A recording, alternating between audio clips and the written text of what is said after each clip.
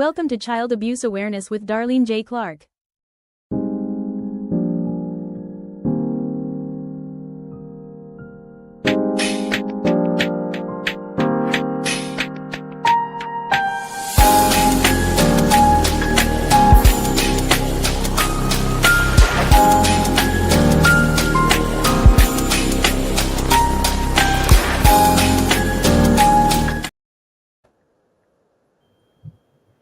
Hello, welcome to another episode of Child Abuse Awareness with Darlene J. Clark. We'll also have Charles Rogers, and at times we'll have Eric Kiss over there as well. Let me go ahead and start reading. I'd like to start off. Just opened up this little document a few minutes prior, but I didn't open it yet, so I'm sorry about that. Abuse affects our lives in so many ways. What do we do when we are too scared to tell? When we have trusted someone and they did not help. Sometimes someone asks, "What did you do to get punished this way?" Abuse is abuse. Abuse is not punishment. Abuse is torture, crippling, and debilitating. What advice would you give others to help them through the horrendous memories? Are you there for the person, or are you part of the knife in your friend or relative's back since you may have turned a blind eye to it? Are you claiming to advocate against abuse, but condemn the people who tell and share their stories? Do you want to be a part of the solution or part of the problem? Let's stand united and discuss ways in which we may help others. What ways have helped you in your healing journey? Are you in a constant battle fighting the negative forces within? Stop. Let's encourage one another. Are you an officer in the judicial system not doing your job to help the victim? And I'll put victims here in this situation, okay? That means you are not doing your duty. Your duty is to serve and protect. How do we open the public's eyes so they can acknowledge and feel the need to help protect the children and our citizens? The children are our future. You matter.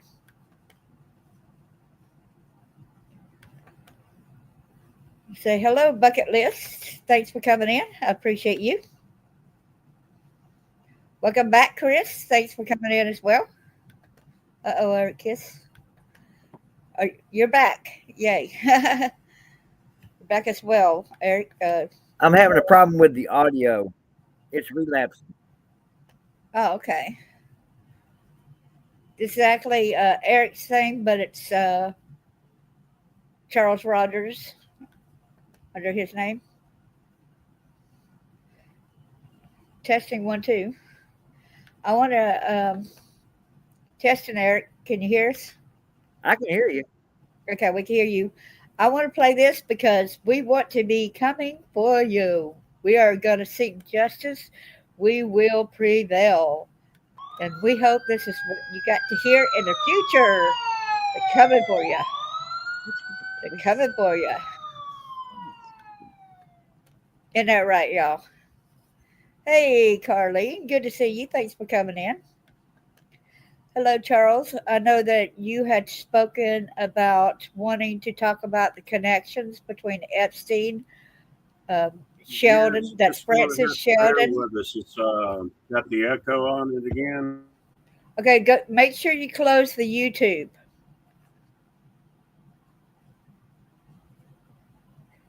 Close the YouTube link.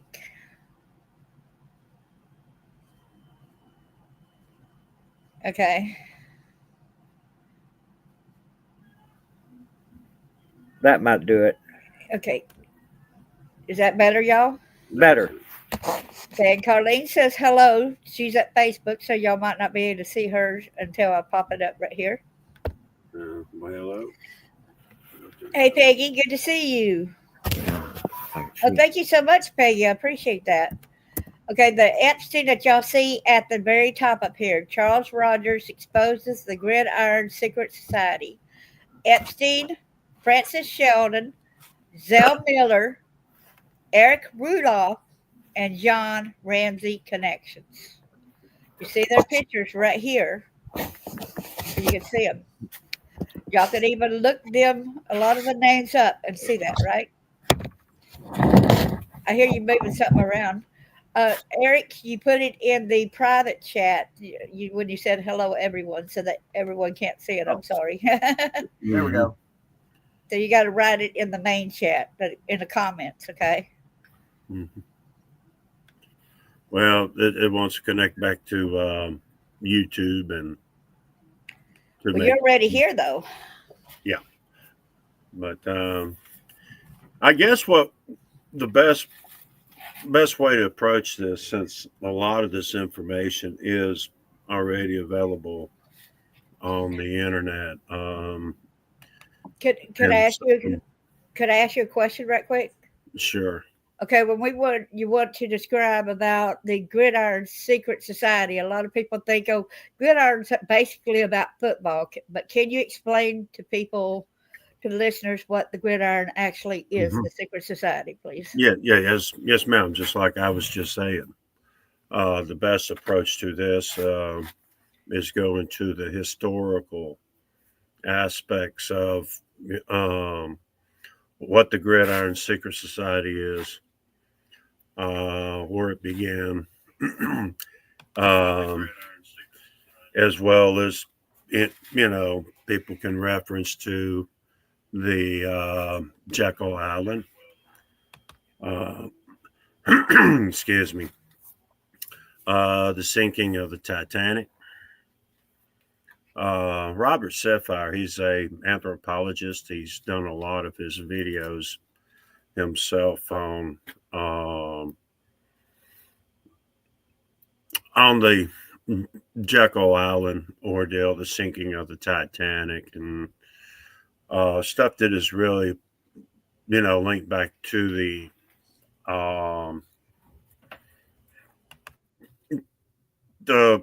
plan that the J.P. Morgan, John Rockefeller, and Rothschild's family and all orchestrated down there 1910 when they planned out the Federal Reserve Act and the New World Order. Other references you can find on the Gridiron is who was responsible for the construction of the Georgia Guidestones. Now, as you go in and research what was written on those Guidestones, and they have since been destroyed and evidence to remove, was among their goals to maintain a population of 500 million. So their intentions were to pretty much wipe out 2/3 of the world population. But the oldest university in the United States is the University of Georgia. And all of your other universities in Georgia, Georgia State University and Kennesaw State University, pretty much have their own secret society, kind of like, Harvard, there's Yale, the Skull and Bones. But those universities are not as old as the University of Georgia. So when you see the movies about the Skull and Bones, how the Skull and Bones control this, and no, the Skull and Bones is not the main secret society. The Gridiron is, because it's the original and it is the oldest secret society in the United States. Started at the university.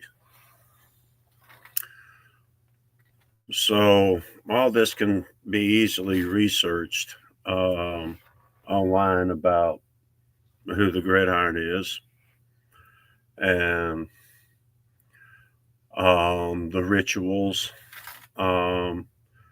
that they perform. Is some of the counterculture there, Athens, Georgia. where the university is located. And people like Zell Miller, um, being married to his wife, Shirley Carver. She was, um, maybe still is, president of the Federal Reserve branch in Atlanta, Georgia, the bank. So these are the banksters that we've been dealing with. Jeff Epstein, even though he was an agent for the Mossad, is really an agent for the gridiron. You can call it CIA all you want to. Gridiron is the gridiron. They pretty much run the intelligence here in the United States and the intelligence for Israel. So they're really the Mossad.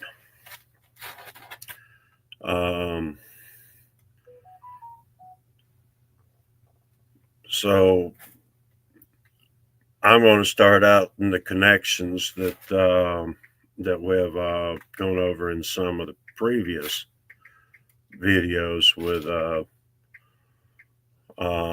Francis Duffield Shelden, Frank Shelden, also known as Frank Torrey. Who was also associated with these people. If y'all look at my screen, y'all be able to see the picture of Shirley Carver and Zell Miller. That was husband and wife. Yes, ma'am. He was an author. He served in the Marines during the Vietnam era. He graduated from Young Harris College and University of Georgia. He was members of the Gridiron Secret Society with Jimmy Carter, Johnny Isaacson, David Ralston,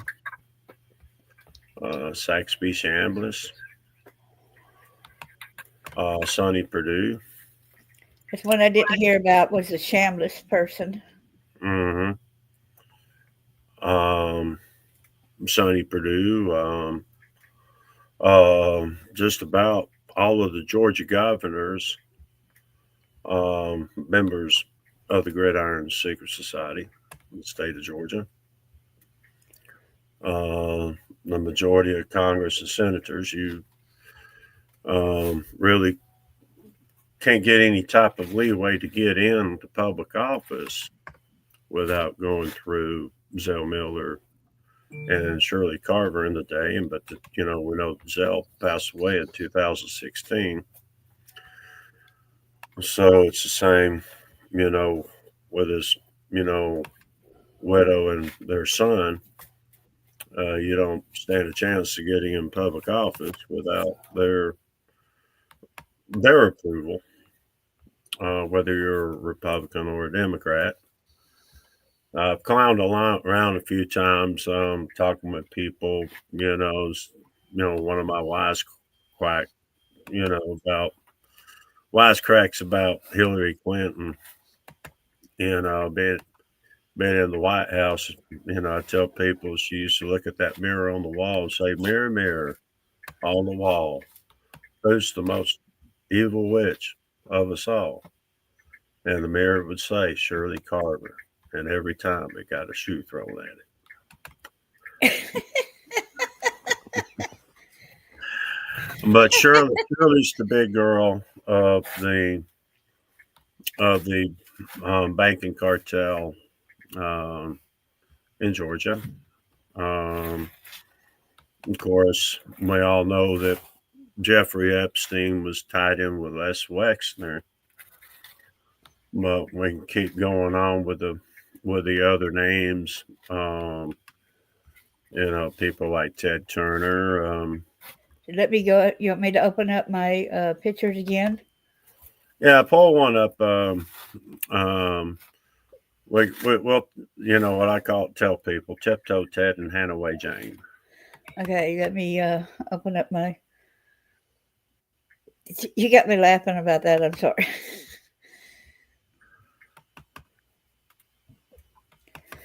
Yeah, if anybody wants to ever go back, I got a folder specifically Charles Rogers and a Blackstone lawyer, a lot of videos that he had done prior.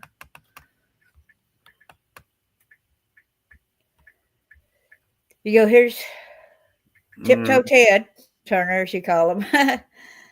And well, like I tell people, I didn't give him that nickname because he was a Tiny Tim fan.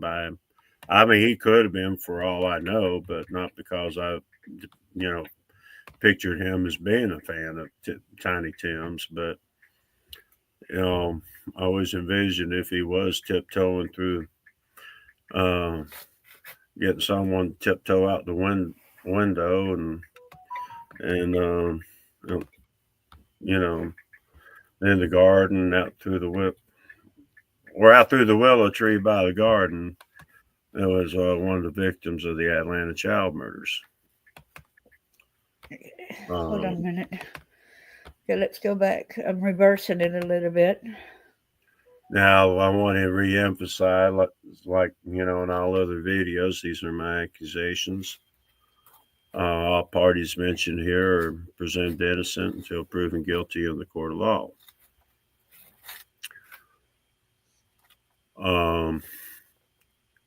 But he was among the faces down there at the Chattahoochee River.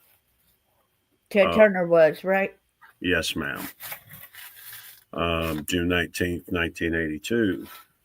And the reason why I was, like I said before, saw his face was he was there with Ron Brill, and which I didn't know who Ron Brill was at the time, nor did I know who Bernie Marcus was at the time, nor did I know who Les Wexner was at the time. So you're talking about the people basically with Home Depot Corporation right there also too, right? Well, Les Wexner, he's been CEO of Victoria's Secret. Ted Turner, he started Turner Broadcasting System, TBS, and he also started cable news network, CNN. And we nicknamed it the Chomo News Network. So who was Ron Brill associated with? He was the founding executive of marketing for the Home Depot corporation. And Bernie Marcus, he was also one of the founding executives for the Home Depot Corporation and also for the Georgia Aquarium. We're going to go over these pictures right quick and get back to the story. This right here was a Route 29 stalker composite sketch of them. Mm-hmm. Here's where Rosalind Carter is posing. Go ahead, I'll let you say it. Yeah, John Wayne Gacy. The murderer. This is Rex. How do you pronounce his name? Harriman. Yeah, that's how Rex looked when I first met him back in 1982. That's how he looks today. That is former Cobb County Sheriff Neil Warren. We'll get to him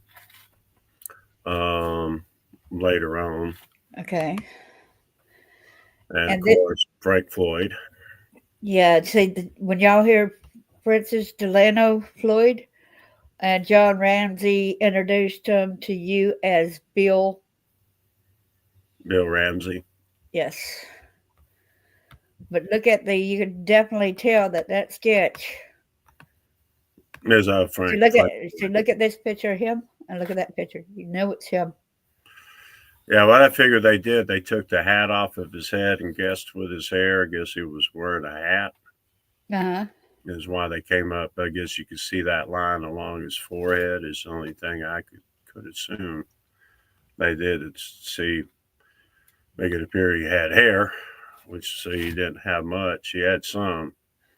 That sketch makes him look like he had more hair than what he that's what had. I'm saying. So they had to go by that. Now, of course, there's Ghislaine Maxwell and John Benet Ramsey if I remember correctly, around the second Saturday of Oktoberfest And celebration here in Helen, Georgia. some people try to say this is fake, and what you got to say to that? Well, that never was called fake until her arrest. It was out there since 2001 or maybe before. The Ramseys are the ones who turned the picture over. And so none of that ever was brought to any type of scrutiny until Ghislaine Maxwell came out in the spotlight, and then only then did they want to jump up and say, "Well, it was photoshopped. Oh, that's not genuine, or that's not Ghislaine Maxwell." Well, it's very much Ghislaine Maxwell, and then it's very much John Benet Ramsey. Yes, look how And close it is very much proximity. taken during the Oktoberfest celebration in Helen, Georgia in 1996. And Oktoberfest is basically a German celebration, so it's spelled with an OK instead of OCT. Yes, ma'am. OKT, that's where they spell it. And of course, that's Johnny Isaacson, former congressman and senator of Georgia. He's gridiron. Now, there's a picture of my brother Fred and Roger Nance and Stacy Farmer. That was a buddy, I would really say more of a buddy of mine than he was theirs after they, stole the family guns and went on that trip and sold this 1894 Winchester 32 lever action rifle of mine in 1982 and went and had that picture taken. Look at the evil in the eyes right here.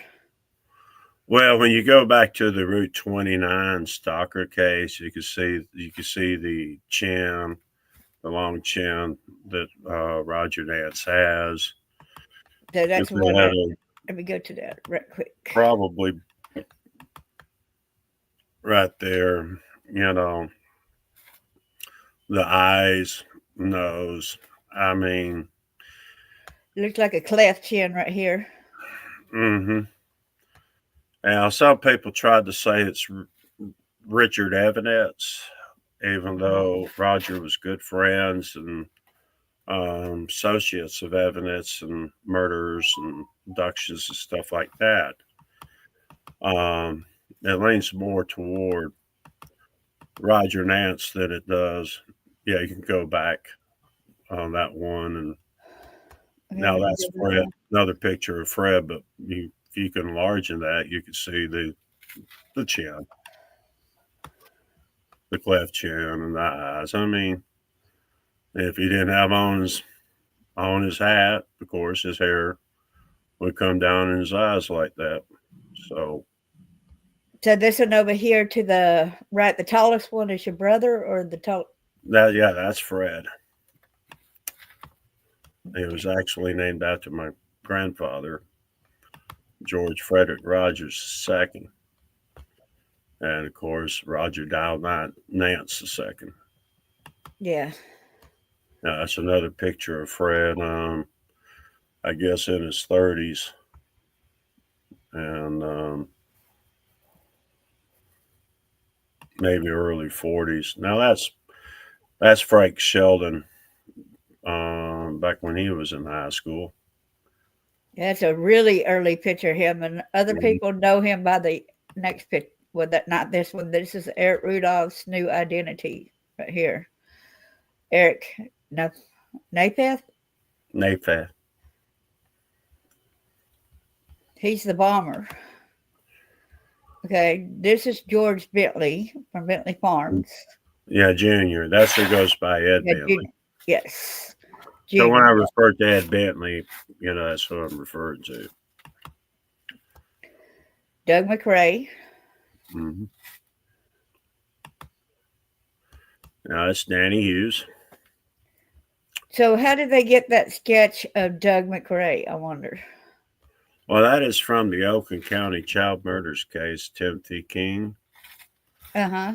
The guys that was seen talking with Timothy before he disappeared. There was another one, composite sketch.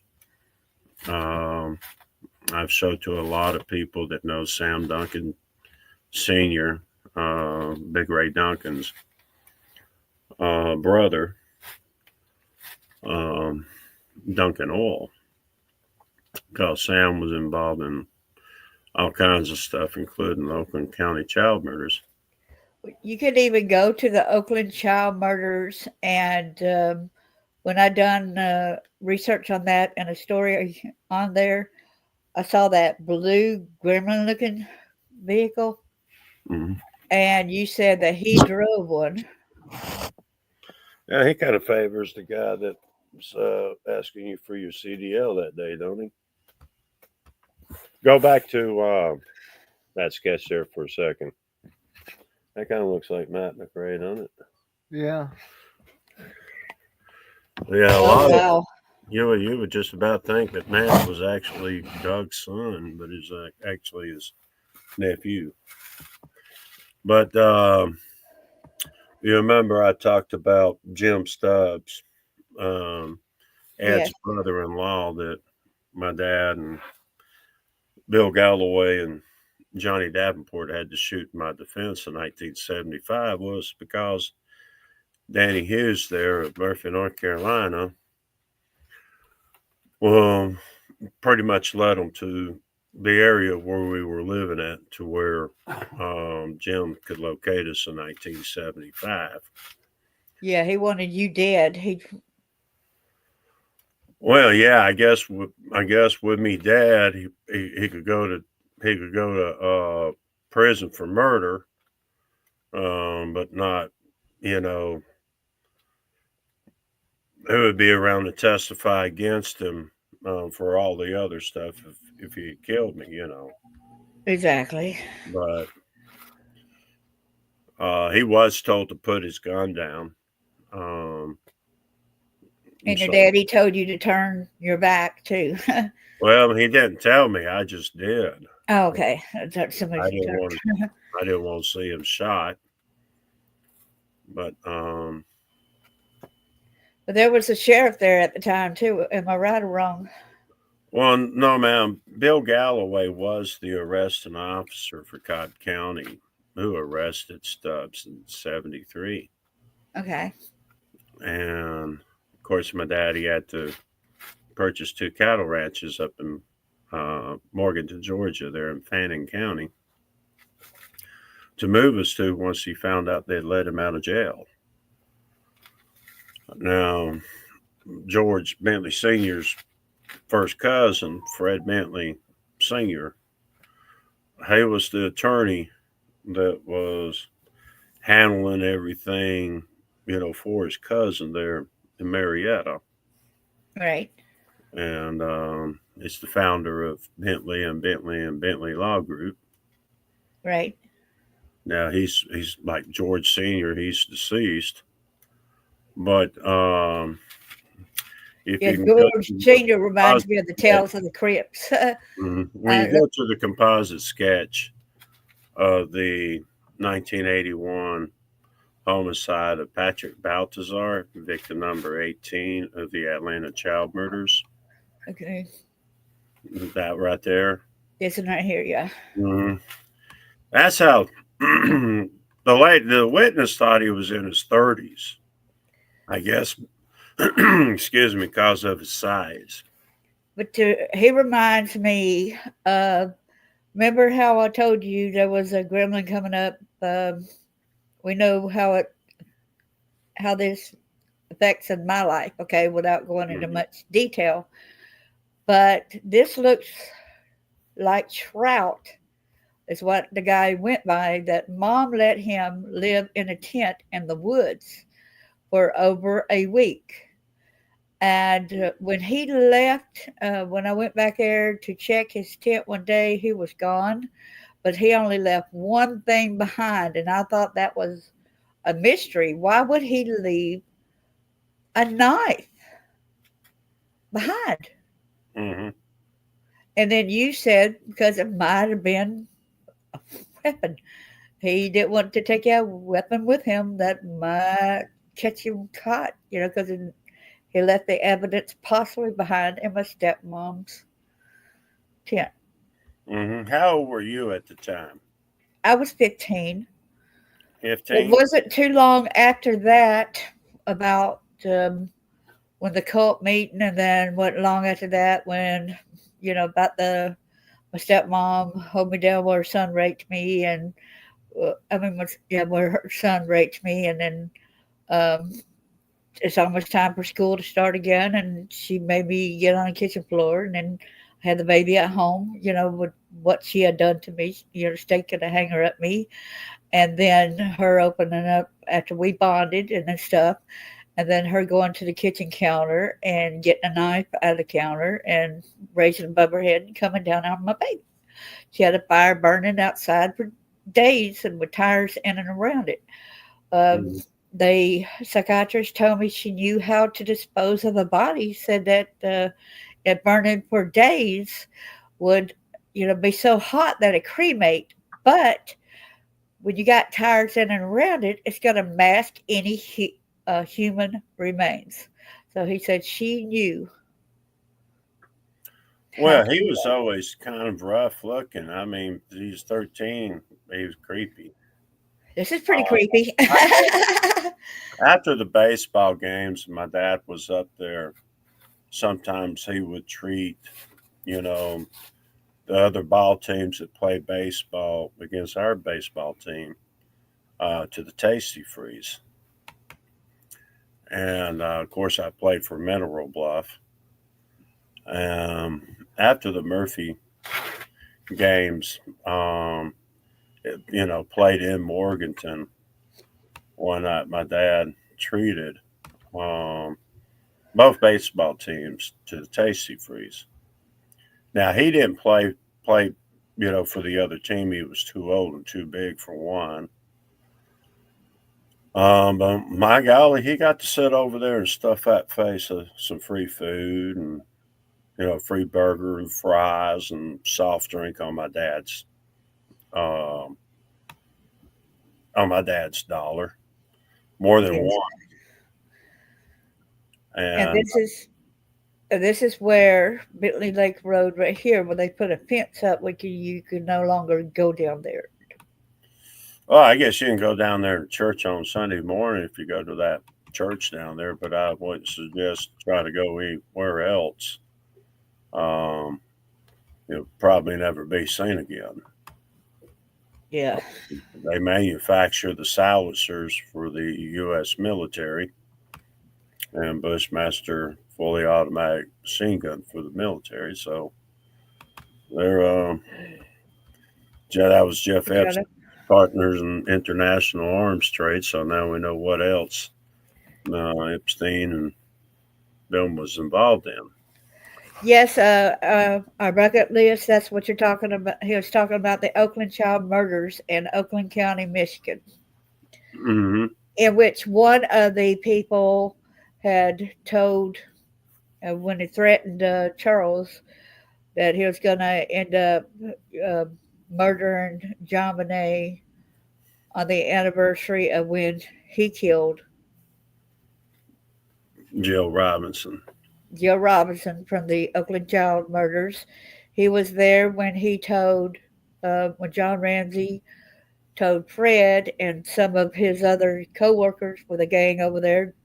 Uh, Charles happened to be right there, and he talked about having her for a couple days, right, and beating her and then shooting her where? In the face with a shotgun. It was there by Leighton Graphics and Tip Top Poetry there in Marietta. Let's say before John opened up Excess Graphics, Yes. um, he turned around and he contracted the work to Cobb County for the microfilm. I mean, the microchip, then later the microfilm computer hardware that he designed for Lockheed Martin, which landed him a position as the vice president of Lockheed Martin. So, 1984, Uncle Sam stopped the production of mica in the United States. Just shut down the mining. So they got with Kodak and Polaroid and told them to come up, whoever came up with the best quality film, to store information on, would get the contract for the, you know, with Lockheed Martin and, or as we know now, excess graphics, you know, to make the microfilm computer hardware. Ramsey designed it anyway. So Montygraph, he jumped ship from Kodak over to Polaroid the moment he found out that Polaroid had developed a better clear quality film than Kodak. And that's when he did the switch. Could y'all still hear okay since I moved those speaker things out of the way where y'all could see the pictures a little bit better here in the background here? But they were all tied in with George Bentley. Thank you. It occurred to me last week something that I had forgotten. I've always told people that when I, you know, that I, met Frank Shelden in Murphy, North Carolina, around September 18th, 1996. And I had forgotten it wasn't the first time that I had met him, that I had actually met him through Jim Stubbs when Jim was working for my dad as a heavy equipment operator. And our bucket list wanted me to ask you that right here. She's got a question when you feel after you finish what you're saying, okay? Mm-hmm. I've heard the name Jim Tippett, but I can't.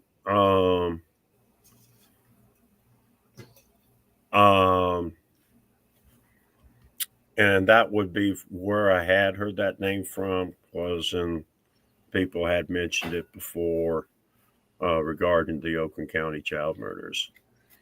And I think it's sick and disgusting how the people, when they heard John say what he said, how everyone laughed except for you, okay? How everyone thought it was so funny about John shooting her in the face.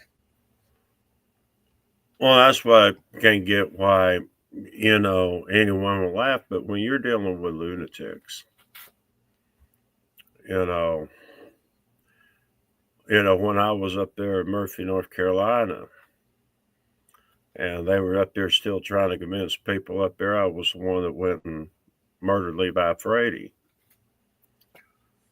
And yet they were. Some people up there, they knew better. Some people up there didn't know better. Well, there was an accident out there on 74 one day. Well, 64, 74. And we got there after the accident had happened, and there was an open wound, impacted, fracture on the driver's leg. And that's one thing I get sick at, the sight of blood. Oh, boy.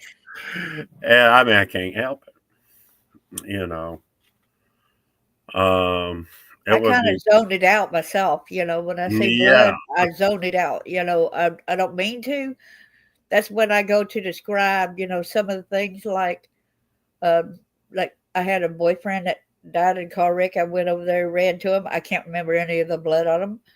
I can't remember any of the blood when stabbed. My son was stabbed, murdered. It's like something that's like a protection that goes over you, because I guess it's too much to deal with at times. Mm-hmm. Well, there was this young lady that was there. I'd met her. I didn't know her that well. She was there. And it upset her because she had heard some of the lies that they were, saying up there about me and Murphy. I mean, they told a ton of them.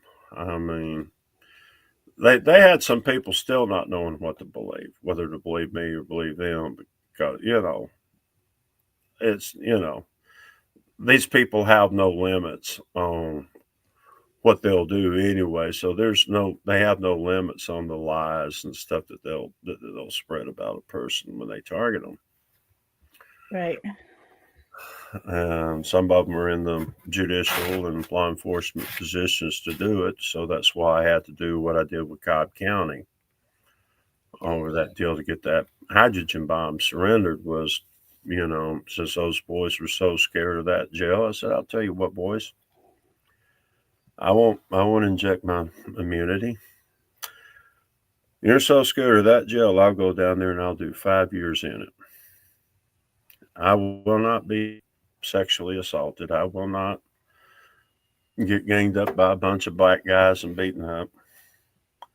And I survived what your partners put me through down there. And I come back up here and I'm still alive. I expect you boys to turn yourselves in.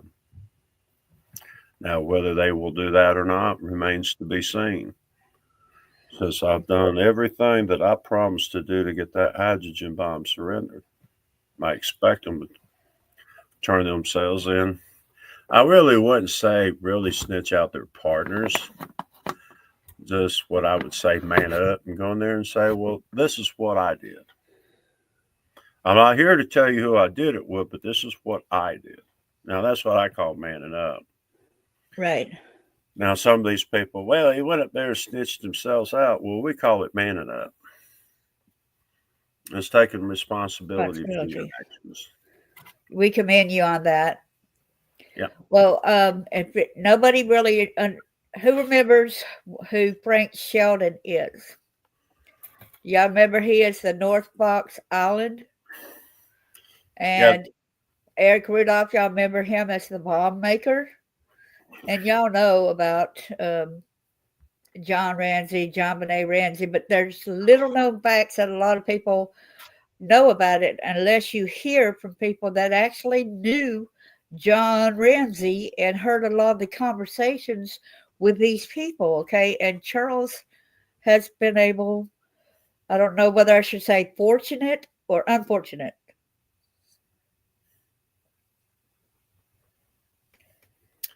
And that's right. And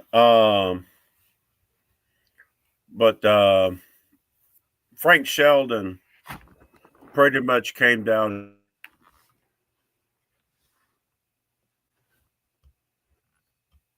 Hey, your voice is out for a minute. Down for like 2 weeks. Say that again because your voice went out for a little while. Frank Shelden in 1972 when Jim Stubbs was working for my dad. Frank came out to the job that he was doing for my dad in Pine Shadows, looking at the work and looking at my dad's plans because he wanted to become a developer himself. And that's what he did. Afterwards, he went up there to North Fox Island and used the skills that he had learned from my dad and developed North Fox Island. Yeah, John, that's a good question right there, Peggy. And he's about to explain a little bit about that on North Fox right there.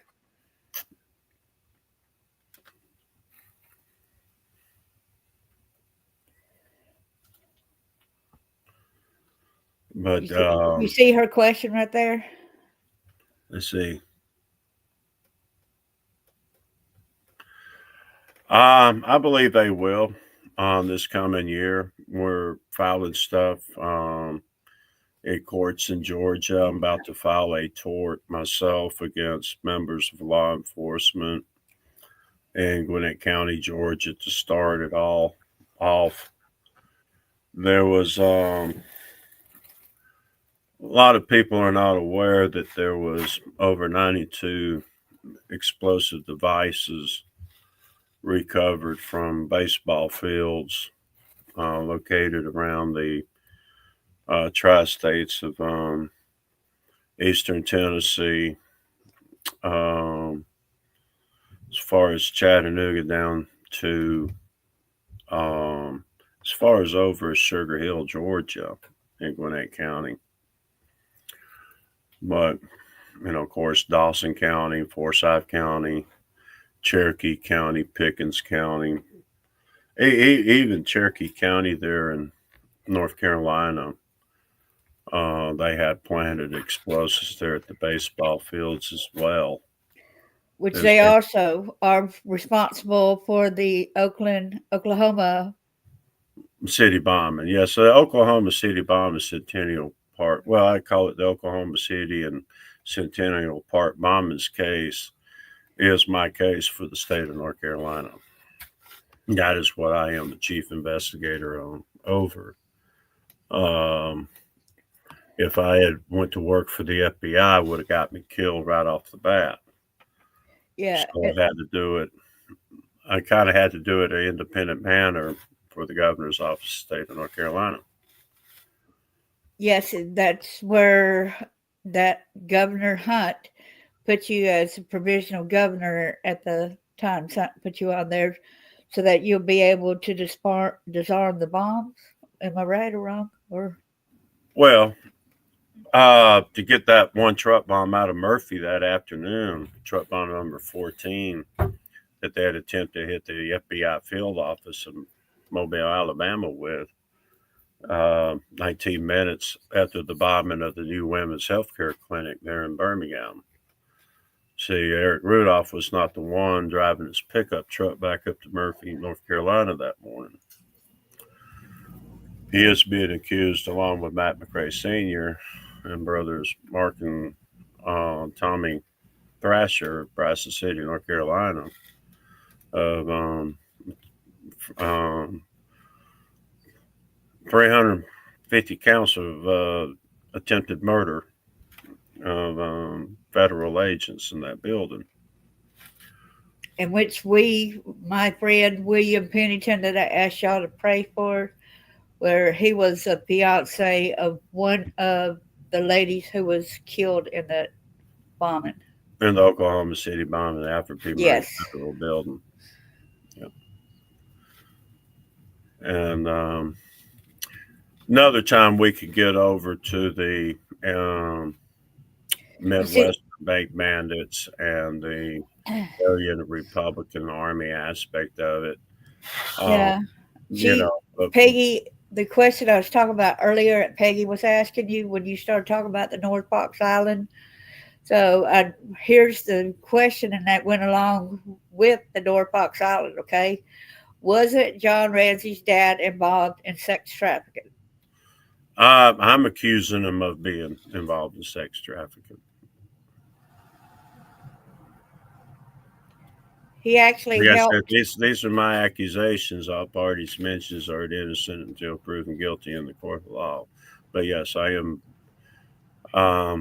accusing really all of them, including Eric Rudolph, okay, of engaging in sex trafficking. Yeah, there's a reason behind that. But so with Jay Ramsey, that's what his nickname is. But John Ramsey's daddy's no, her grandfather was Jay Ramsey. He was the czar of the Michigan Aeronautics Commission. In Michigan?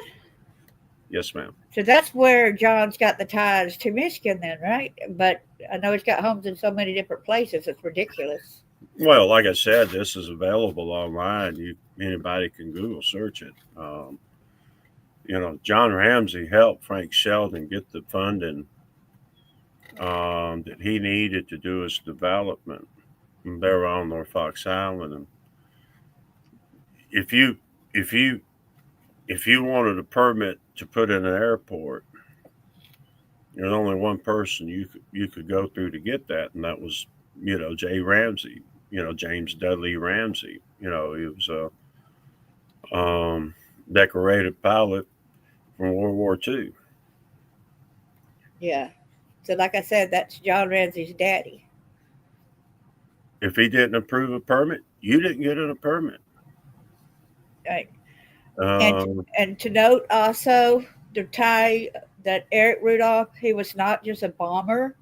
He also was John Benet Ramsey's ski instructor. Yeah, see, a lot of folks remembers back after the search for Eric Rudolph began, there on January 29th, 1998. They didn't announce it until that evening when they came across the news and said that he was wanted for questioning. Most of the people thought that he only, attacked an abortion provider. And that's why he was being hunted. They got a rude awakening that afternoon when they were out there to give the FBI their greeting. Their caravan, around 137 agents arrived from various states. They made it there probably just around 25 minutes after we got that truck bomb out of Murphy. And they was telling them about 25 minutes. Or, well, longer than that. But they were coming in on his tail when he arrived back up that afternoon from Mobile, Alabama. Now, of course, when they arrived down there in Mobile and went over there to pull into the parking lot, there was around 30-something federal agents out there. I think it was like 34, 35 federal agents out there loading up their gear to head up to Murphy to look for him for the attack on the, new women's healthcare clinic. But that's what shocked them was that was 19 minutes after the attack on the new women's healthcare clinic. It took Joey Davis 30 minutes to walk back to his truck because it's parked a 30-minute walk away from point, ground zero. So nobody really had time to identify him as the attacker of the new women's healthcare clinic yet because the bomber had not made it back to his pickup truck, which was Joey Davis, the anonymous caller to the Centennial Park attack. And of course, they're both suspects in the homicide of John Benet. So, they were trying to figure out how in the world that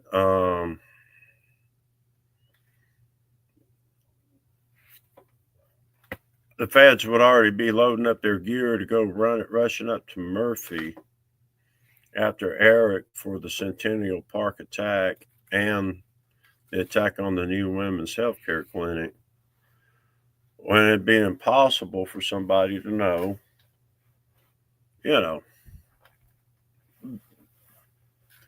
that it was him involved. That's why the false narrative that I put out, the witnesses, oh yeah, I saw Eric Rudolph. Well, no, nobody saw Eric Rudolph after the attack on the new women's healthcare clinic in Birmingham because Eric Rudolph was not in Birmingham. Now, we did get that one witness to testify to that because of the deal with the cooks over that hydrogen bomb. But the most that we were going to allow Eric to be on the run was for 5 years. And the reason why I wanted that was to where I could confront the people up there. Well, him as well, and his family and the people was up there hiding out because I didn't think that they really fully understood the magnitude of his crimes. And I was right. They didn't. So he had to hitchhike all the way up from Interstate I-65 at Spanish Fort, Alabama, back up to Murphy, North Carolina, because nobody wanted to be seen with him in their vehicle. The Thrasher brothers didn't want him riding in their minivan. And Matt McRae did not want him riding with him with that truck bound back up to Murphy. And so he had to hitchhike all the way back up to North Carolina. How did you say that Matt was kin to Doug McRae? Was that his nephews or? Yes, ma'am. Matt is the son of Merle McRae. See, Doug, when they first did the first section of 4-lane there in Murphy, North Carolina, back in 73, 74, they built Colonial Plaza, this little shopping strip right there. Just before or as they were completing the construction of that strip. And they went in there and they built this gas station, Dunkin' Oil did, right there in Murphy. And so when they opened up the 4-lane for people to get on and come into town instead of the old Highway 64 2-lane,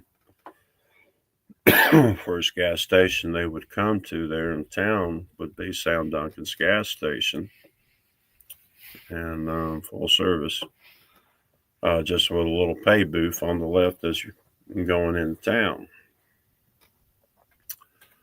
And of course, Radio Shack and, Pizza Hut and McDonald's and all that stuff started going in. Back then, the Tasty Freeze was the fast food joint there in Murphy that was owned by the Joneses. And so Radio Shack, Doug McRae was the original owner of the Radio Shack. Now, after his brother Merle retired from the Army and moved his family there to Marble, North Carolina, Doug gave him the store. Just said, well, here you go, brother, it's yours.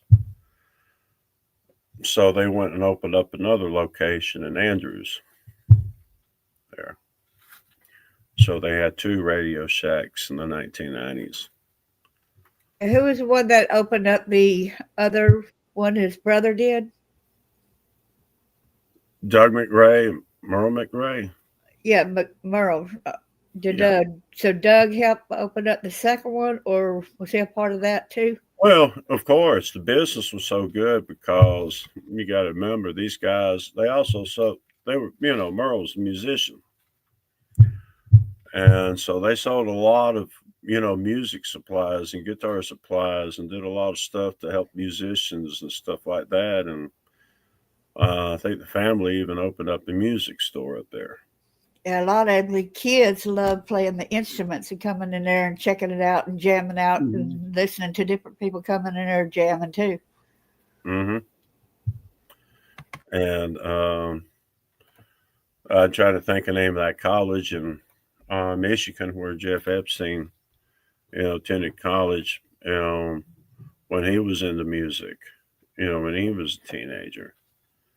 And, John Ramsey was affiliated with that university. Him and Patsy had a house there in the 90s. They had a lot of homes. People think that they just had a home in Boulder, Colorado. They're in for a surprise that in 1996, if I remember correctly, they had 6 homes. 3 in Georgia. Wow. Two within 20 miles of each other, Marietta and Atlanta. And really not even 20 miles. But, John Mike Carr, if he ever wanted to do anything to John Benet Ramsey, wouldn't have to go to Boulder, Colorado. All he had to do, wait for the family to come to their home in Buckhead. And he just go over there, key, and open the door and go in and do whatever he wanted because he had a key to the Ramsey's home. That's how good of friends that the Ramsey's was with his dad. Now, the reporters asked Zell Miller after the search for Eric began in 1998. There is asked him how well did he, since Eric Rudolph worked for him, wanted to know what their friendship was, and Zell was like, "Well, I didn't even know him." He said, "Well, he worked for you." He goes, "Well, he worked as a contractor. How am I supposed to know every contractor who works for me?" Well,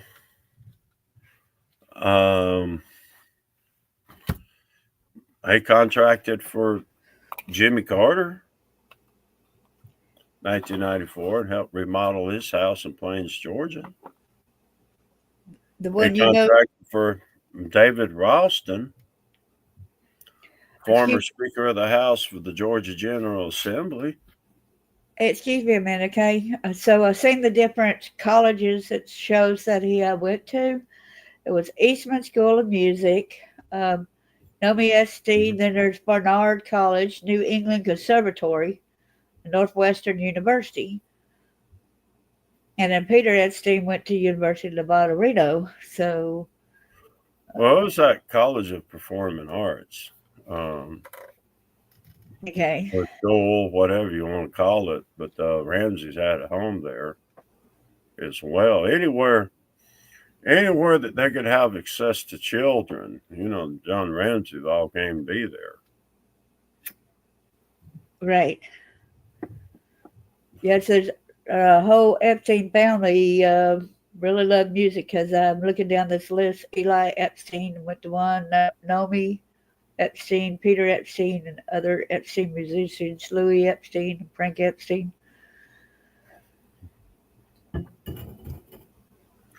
Yeah, a lot of, a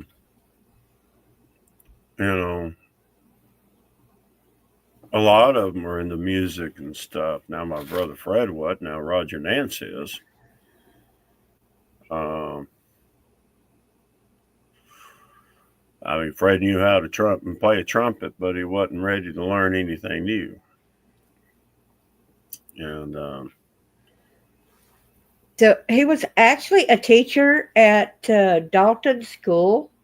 Yes, Epstein was a teacher at Dalton School. He was hired by Bob Barr's dad, who was the dean of the school. Wow. And that's when he got his break in with Les Wexner and John Ramsey and that bunch. Larry Fink and Arthur Blank. And I guess his involvement in the Atlanta child murders was his initiation. Can you say that little place that our bucket list has hoes? I don't think I'll be able to say that name. That one home that she knows of that was in Michigan. Mm-hmm. I can't say that little town. Yeah, Charlottesville, Michigan. Yeah. Yeah. Thank you.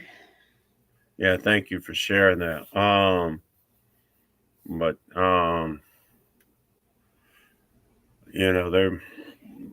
that's the thing about John Ramsey. You think he's nomadic like his buddy Frank Floyd was, but no. John, he just go buy him a house. He's got plenty of money. He can sit there and act like he's, John Bonet get murdered about bankrupting. No, he didn't bankrupt him.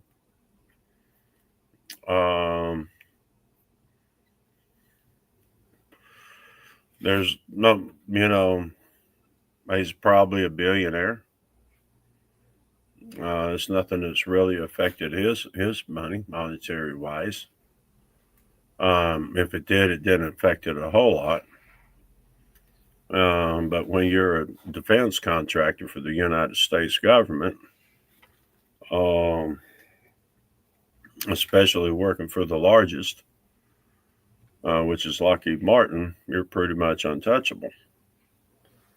Because that's what the Yeah. gridiron. I think it's kind of funny, but it's sad how after John Bonet died, how he was saying that he don't have no money. It's kind of neurotic because we know better now, right? Well, yeah. I mean, I'm certain he had to pay Lynn Wood a pretty nice chunk of change, even if it was $100,000 just to, represent him, Patsy. $100,000 still pocket change to him. And plus, he was the vice president or the president of Lockheed Martin later on, right? Well, yes, ma'am. Around when she died, right? Yes, ma'am. See, he volunteered his services to Leighton Graphics to train the technicians there to convert, well, first download data into the microchip computer hardware he had designed for the U.S. government. And so when they decided they were going to shut down the mica industry, he designed the microfilm computer hardware to replace the microchip.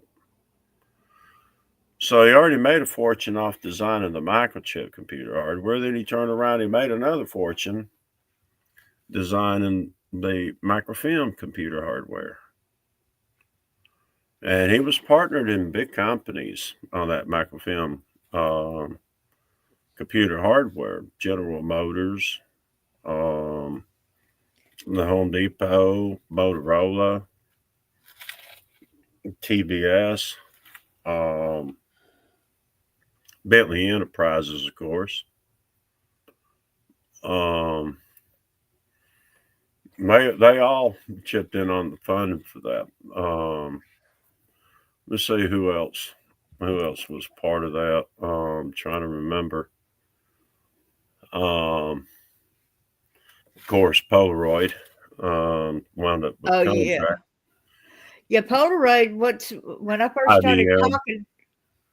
When I first started talking to you, what was that guy's name with the Polaroid? What was that guy's? Well, his alias is Dell Monograph.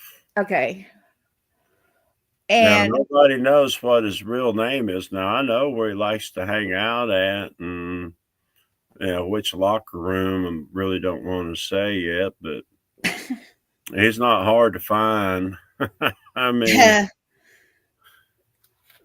but remember when we first started talking, was telling you about the pornography that the greenhouse, without going into too much detail, and you said, well, Dell Monograph dealt with doing all that, and like when you took pictures of your baby, a lot of people like taking pictures of the baby lying on their belly or whatever, and their butt up in there, their butt, facing the camera. They thought that was a thing, or baby in the bathtub. And they were using that in a bad way. Can you explain that to them, what they were actually doing? One more time. I just one more time again. I just noticed as I was reading about Linwood. Yeah, would Dale Monograph and them, because he worked for Kodak and Polaroid, right? Mm-hmm. So you said that the films with the pornography, Dale Monograph and them, they would have had to be the ones that developed for these people, okay? Oh, yes, ma'am. Films. And then you said a lot of people unknowingly, when they sent their pictures of their children, when they were, like naked on a blanket or whatever, then these perverts would send it to wherever. But these other people too, overseas. I'll let you explain that to the people without me saying more. Yeah, I mean, even my mom used to drop off her proofs to the Kodak booth there on Rosa Road in Marietta. And he was one of the guys that worked those booths. northern part of Atlanta, Georgia. But mostly Marietta and Smyrna, him with this other guy. Now, of course, when John was attending school over there, what was Southern Polytech, there in Marietta, getting his computer degrees and stuff, he would hang out with them, help them develop film and stuff like that. Extra side money while I was going to college there, Right. Southern Polytech. And of course, when they had tub races, it was usually in one of those tubs running around the track during the tub races, little go-karts with a bathtub on it, but the tub races were, and Ramsey would be in those too. Wow. It was, all the people said it was all the computer geeks getting together trying to develop the fastest bathtub you could drive, And Yeah. they'd have them every year. They'd be fun to go and watch them race, And but yeah, Praise God. developing the film and stuff. They could print off extra pictures and ship them to Amsterdam and sell them on the black market out there. The child pornography that they would be producing on Bentley Lake Farm in Marietta would also be shipped to Netherlands and sold to the black market over there. Because, if they're sold overseas, it's hard to find the victims overseas. See how sick and disgusted you're doing something innocent about your children, okay? And Mhm. these perverts go and look at the photos and stuff and ship them off and actually make it for porno to these other countries. Well, a lot of families back in the 60s and 70s, the new baby come home, but put them on the towel and stuff, and they'd still be nude, and some people would take the pictures of them on their elbows, smiling and different degrees and stuff like that. And if there was anything more explicit, that's what they would turn around and send overseas. There's a lot of Americans, a lot of Christian families, they trusted these people. They would take the pictures.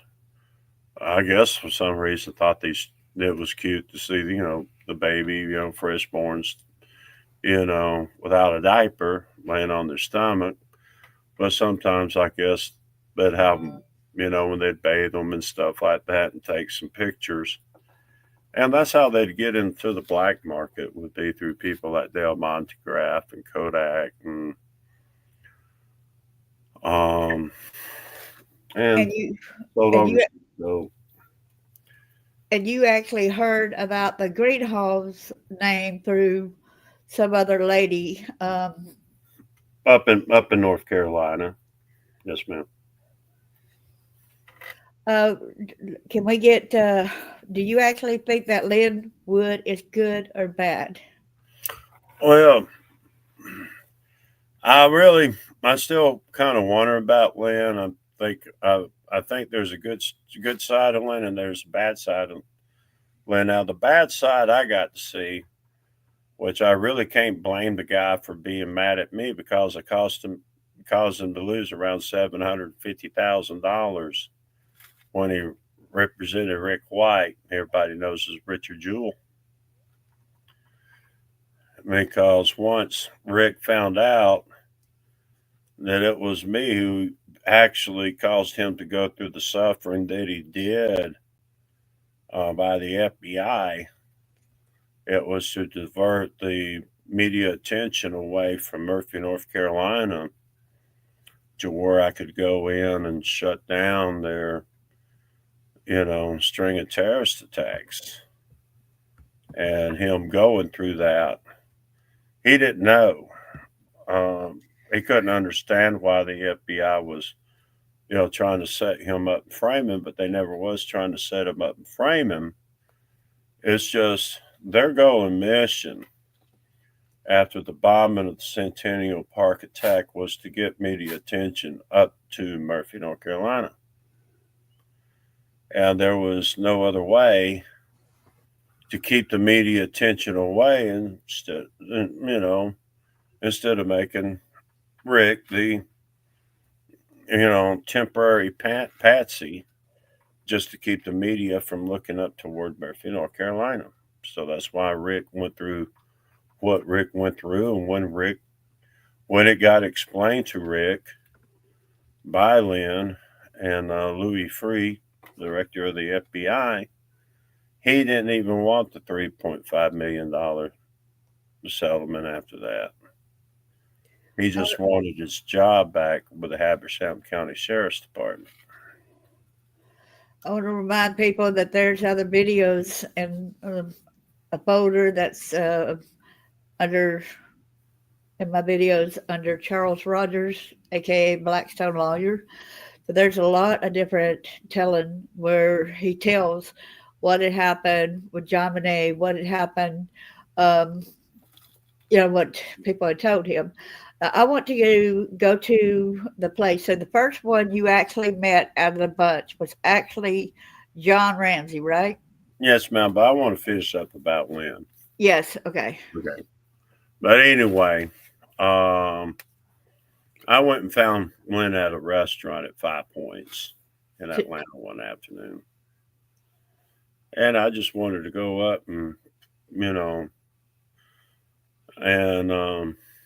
apologize to him about not getting the amount of money out of the jewel case that he could have got if Rick had accepted the $3.5 million out of court settlement. And he got a little nasty with me. Oh boy. Casey Libby was in there too. And he said some stuff to me. And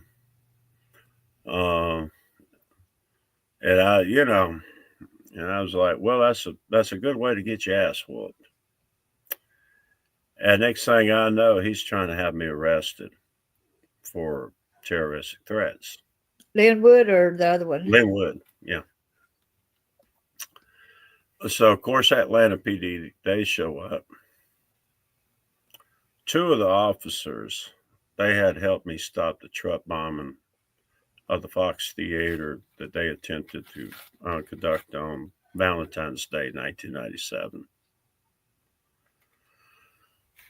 And I think one of them had also helped stop the truck bombing of underground Atlanta that was attempted 20 minutes after the attack on the Other Side Lounge. I think that was February 22nd, 1997. See, the second truck bomb attempt was the U.S. courthouse in Gainesville, Georgia on February 3rd, 1997.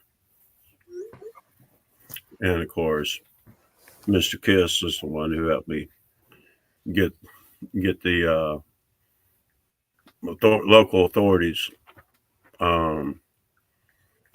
notified before they arrived to attack that, blow up that courthouse.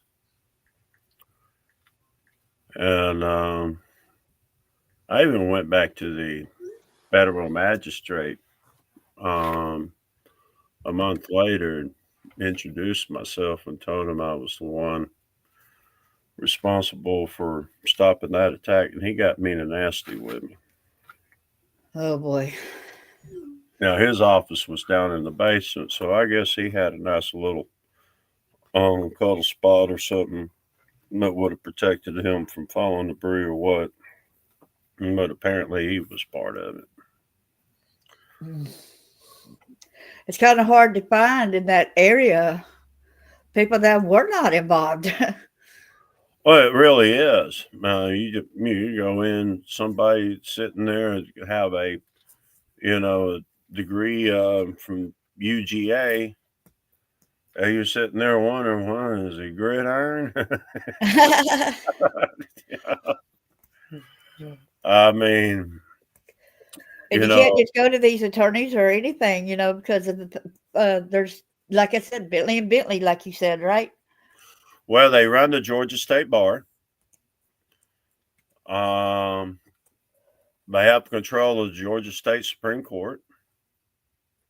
That's pretty scary. Yeah. Um, of course, you know, if Jeff Epstein, Frank Shelden, Zell Miller, and John Ramsey, Frank Floyd, Rex Harriman, you know, these other lunatics besides John Wayne Gacy was involved in the Atlanta child murders. You know, you got to figure, well, anybody that has made it in to the seat of governorship in the state of Georgia, exception for Lester Maddox, were gridiron.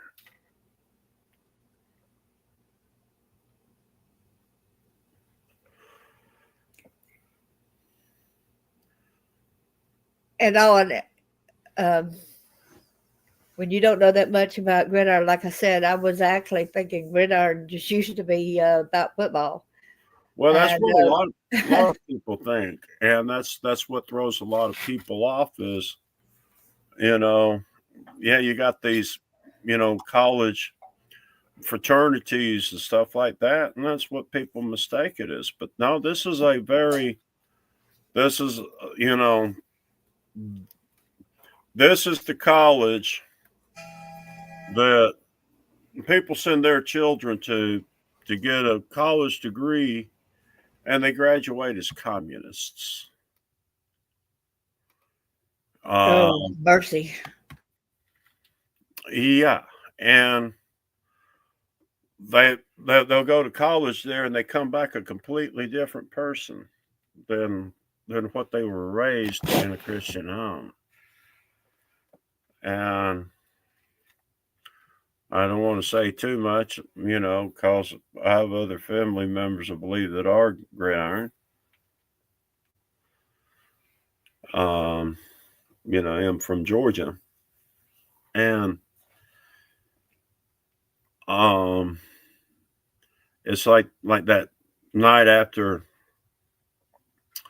Ron Miller and we went down there for me to demand the safe return of my brother Fred, who was supposedly being held against his will to participate in the sacrifice of two black teenage boys, which of course, continue, years after the, arrest of Wayne Williams. They just didn't,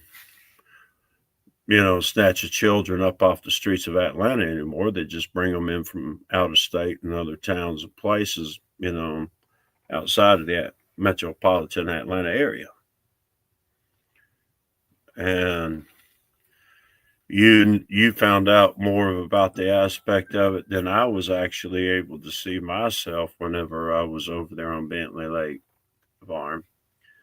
You got to see the organ harvesting aspect of it that I, you know, Yeah, unfortunately, seen one kid run past me, and he was shot and collapsed on the fence and died. I was able to see yeah. that. I was able to see the kids hanging up on hangers wrapped in plastic wrap. Well, I was told by Jim Stubbs, I went over there and looked in, it'd be the last thing I'd see. I would never be seen again by my parents. So I wanted to go over there and look in the windows, but I couldn't. He had When somebody, I think they had somebody besides Ed Bentley and George Bentley out there watching that place. I tell you what, when the kid goes through that, and they're the only one that's surviving that, and they seen all these other kids. Okay, when I did not remember it till like this past November, December, I was suicidal. I didn't know how to deal with it. Okay, Mm-hmm. I really didn't. I didn't know how to the thought processes, and everybody was going like, "Cut to my live, cut to my live, cut to my live." I'm like, I got something. I just had to get away from everybody at Facebook for a little bit to mull over all this new discoveries that I had, right? Right. And it was time that I took care of myself for a little while instead of, usually I go and help other people. But at this time, I'm the one that needed help because I didn't know how to deal with this. Hmm. Well, a lot of big names, Herschel Walker's member of the Gridiron Secret Society, which is kind of ironic because, what I heard out of the bunch up there at Murphy, Eric Rudolph and Doug McRae and his nephew Matt McRae was, they were going to chase the black people back to Africa. They were going to kill them all off here in the United States and this, that, and the other, and do terrible things to the children in front of the parents before they killed them because they wanted the black community out of here before they started focusing on the Native American Indian. And, Mexican immigrants. And then, of course, they were going to keep the Asians for the last because they were the perfect indentured servants, is the way they put it.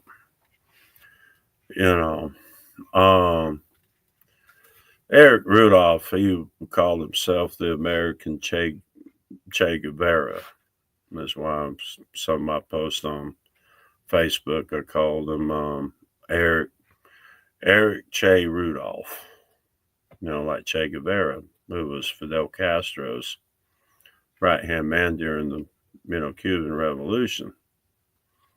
It was executed by the CIA down in Bolivia, I think 1973. But they're really what we call the modern day Nazis, because it's just you look at what happened in Germany, what we were told about the Holocaust, and I was listening to a video this morning. A person made a very, very good point. Is their computer, they asked their computer this stuff, and this is what the computer was telling them, that there was really the Zionists of Israel are identical to the Nazis. And this was a computer that was put this information out to its owner. Now, could have been AI, but you sit there and you think about it, it's pretty accurate because, you look at John Ramsey. Communists, they don't go to church. Well, John Ramsey goes to church. Jeff Epstein, he was Jewish. He didn't celebrate Christmas. But according to him, he arrived in back in Manhattan, just before midnight, Christmas Day, just before midnight, New York. And so, according to him, he wasn't around when John Bonet was murdered. Well, that don't mean a hill of beans. She wasn't murdered after midnight. She wasn't murdered after 9 o'clock. People I've talked to that was out there, she was murdered right at 7:48 p.m. Christmas Day. She was not murdered in her home. She was murdered at the corner house down the street from her home. That's why there's very little blood evidence of her homicide that was found in her home, a tablespoon and a half of blood. So she wasn't even murdered in her home. And they supposedly ran homeless people out of an abandoned house, right? Yes, ma'am.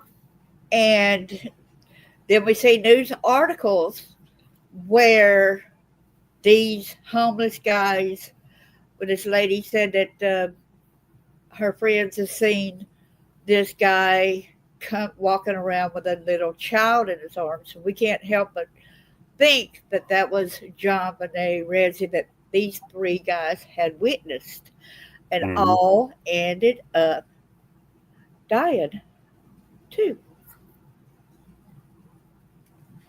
Mm-hmm. Yeah, I see these comments here. The college fraternities kill people. Also, we know that well. That is correct, and I would agree. I wouldn't pass the Idaho 4 murders to be something by more than one person involved, because this you know knowing how my brother and them operated, like for when they murdered 18-year-old um, Jennifer Lynn Olson there in Hilton Head, South Carolina.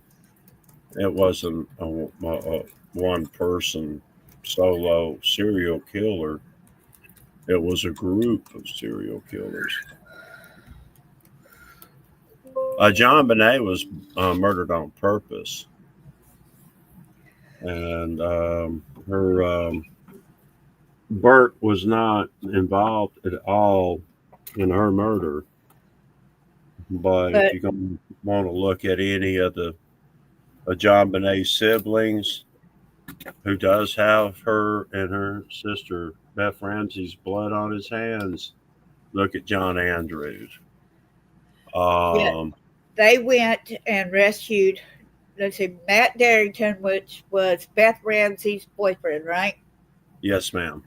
Beth Ramsey overheard John talking about doing something to Charles, okay? So then she went back to the house over there, even though she didn't want to go back over there, but she wanted to meet John Bonet as a baby, okay? She fell in love with John Bonet.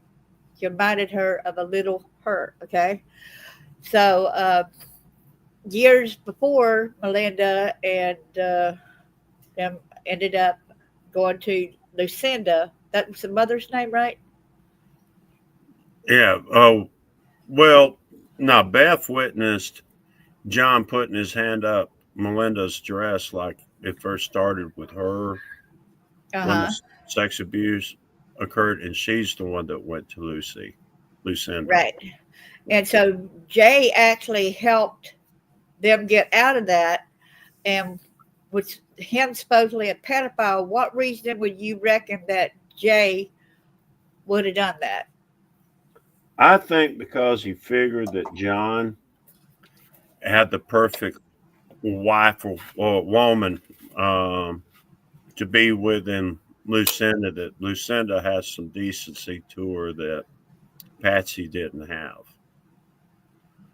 Maybe Patsy was more tolerable to that type of conduct. After all, she was a beauty queen too. Yes, ma'am. Now, remember the story I told you about how he got his butt whooped by that 11-year-old blonde up there north of Huntington, West Virginia. Patsy's from West Virginia. I'm sorry, I laugh about that story every time. Oh, Uh, because he failed to remove her titty Snickers. yeah, her eating ice cream and oh, you, why don't you go ahead and ride my car? We'll keep your ice cream from dripping all over you, and you'll get to enjoy it. I'll give you a ride in the car. Then the girl gets in there happily eating an ice cream cone, and then he takes her off to another area where he tries to rape her in the back seat, but he failed to take off her tennis shoes. So that girl got her grip, and they actually need John Ramsey in the gonads. Yeah, I mean, She escaped. She escaped, and John Ramsey went over there to the graphics and said, "Well, that girl, I failed to remove her tennis shoes, so she kicked me and got out." And I love what your reply was. So you want to go ahead and tell people what your reply to John was? I was like, well, daggum, what makes you think she wouldn't whoop your butt with her shoes on? Oh no, once you take their tennis shoes off, or he goes, yeah, once you remove their shoes, they're vulnerable. So apparently he had murdered more children since then. The summer before, this is 1982 when he said it happened, because they were still.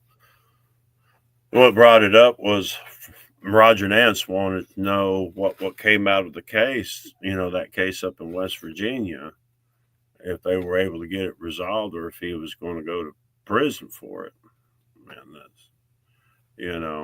And that's when he said, and he had his friends in Washington looking into it, trying to pull some strings, to get him out of it. And so they will tell us again what happened, and he sat there and went on. So after he said, no, once you remove their shoes, they're vulnerable. And I was like, so let me get this straight. How old are you? Now, he lied to me. He told me he was 36. He was 40. And he had just turned 40. And, this is like 3 nights before my 18th birthday. Yeah. Or evenings. And I'm like, well, I said, so what you're saying is you got your ass whooped by 11-year-old blonde?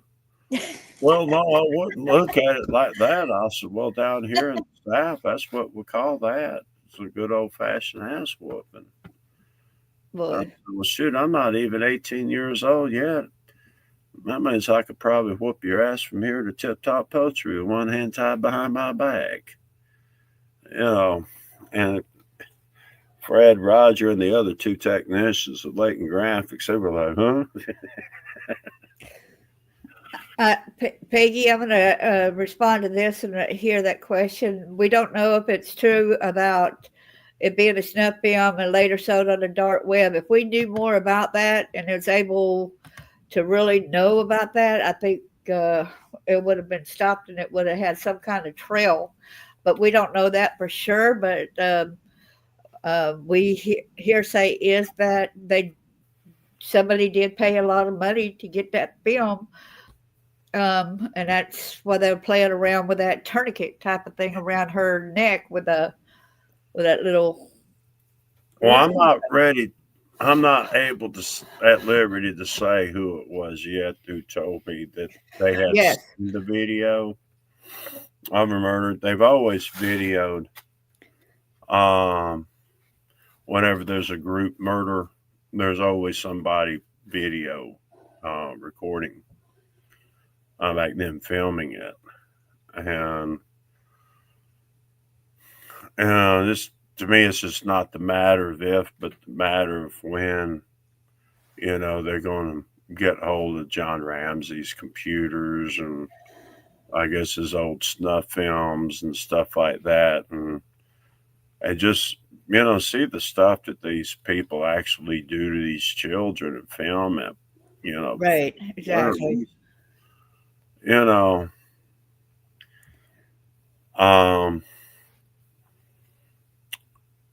It's, and they act like they're always out ready to help somebody, that's how Mr. Layton kind of got snookered into what he did. Because, here was my brother, Fred, when he was at Walton High School, driving over to Wheeler High School with Roger Nance to take, graphic arts. And of course, the students that wanted to take the graphics, they had to come to Walton for the trigonometry class. But students out Walton at that time, they had to drive over to Wheeler High School. You know, yeah, it was the other way around. They had to go over there for the trigonometry, and the ones at Wheeler had to come to Walton for the graphics class. And so that's what got my brother Fred running with Roger Nance again after my dad had told Roger Nance not to ever come around our family again. After it was determined that he and my brother was stealing my mother's medication in 1980, after they became friends with each other. Right. So, you know, that's why, you look at to me, you look at the, picture of the Route 29 stalker, you see, um, how much it resembles Roger Nance in that 1982 picture taken in Florida. Patsy wasn't involved in John Bonet's murder. She was involved in the cover up.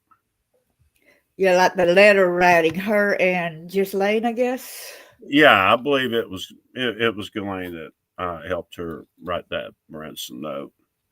Yeah. You get And these women's heads together.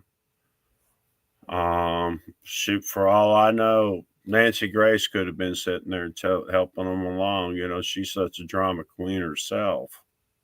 and we can tell you, see, he tried to go to go to her for help, right? Ma'am? You tried to go to Nancy Grace for help too, right? Well, no, I met her after I had my falling out with Lynn Wood down there in Buckhead. I went over. It was the West End where she had gone, and I'd ran across her there, and I knew she had her program on CNN, and she's with Fox now. And I looked at her and I asked her, I was like, "Well, Miss Grace, have you ever thought about doing an interview with me?" And she goes, "Why's that?" I said, "Well, because I got all the information on the Oklahoma City and Olympic Park bombing case here, because of what we called it back then." And she goes, "Well, I don't know how to be hot news on what I want." And I said, "Well, because I even got the information of the ones involved that was involved in the Atlanta child murders." And she goes, "Well, some of my friends were involved in the Atlanta child murders." Oh. So we know immediately after John Bonet's murder, she's there on CNN talking about this poor couple.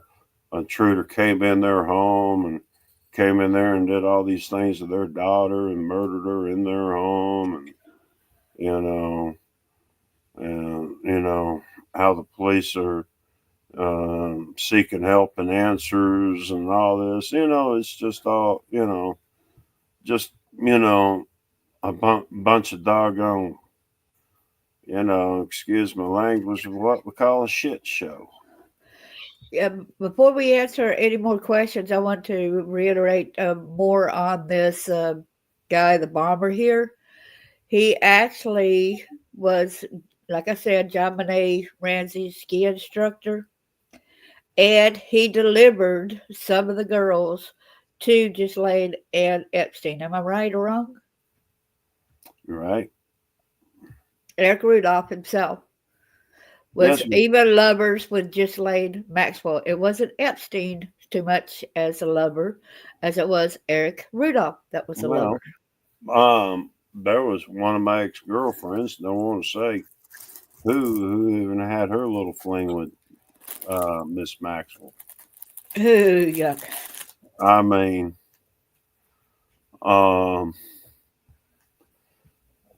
that's just, you just got to figure that she was, brought up in a way that you really can't.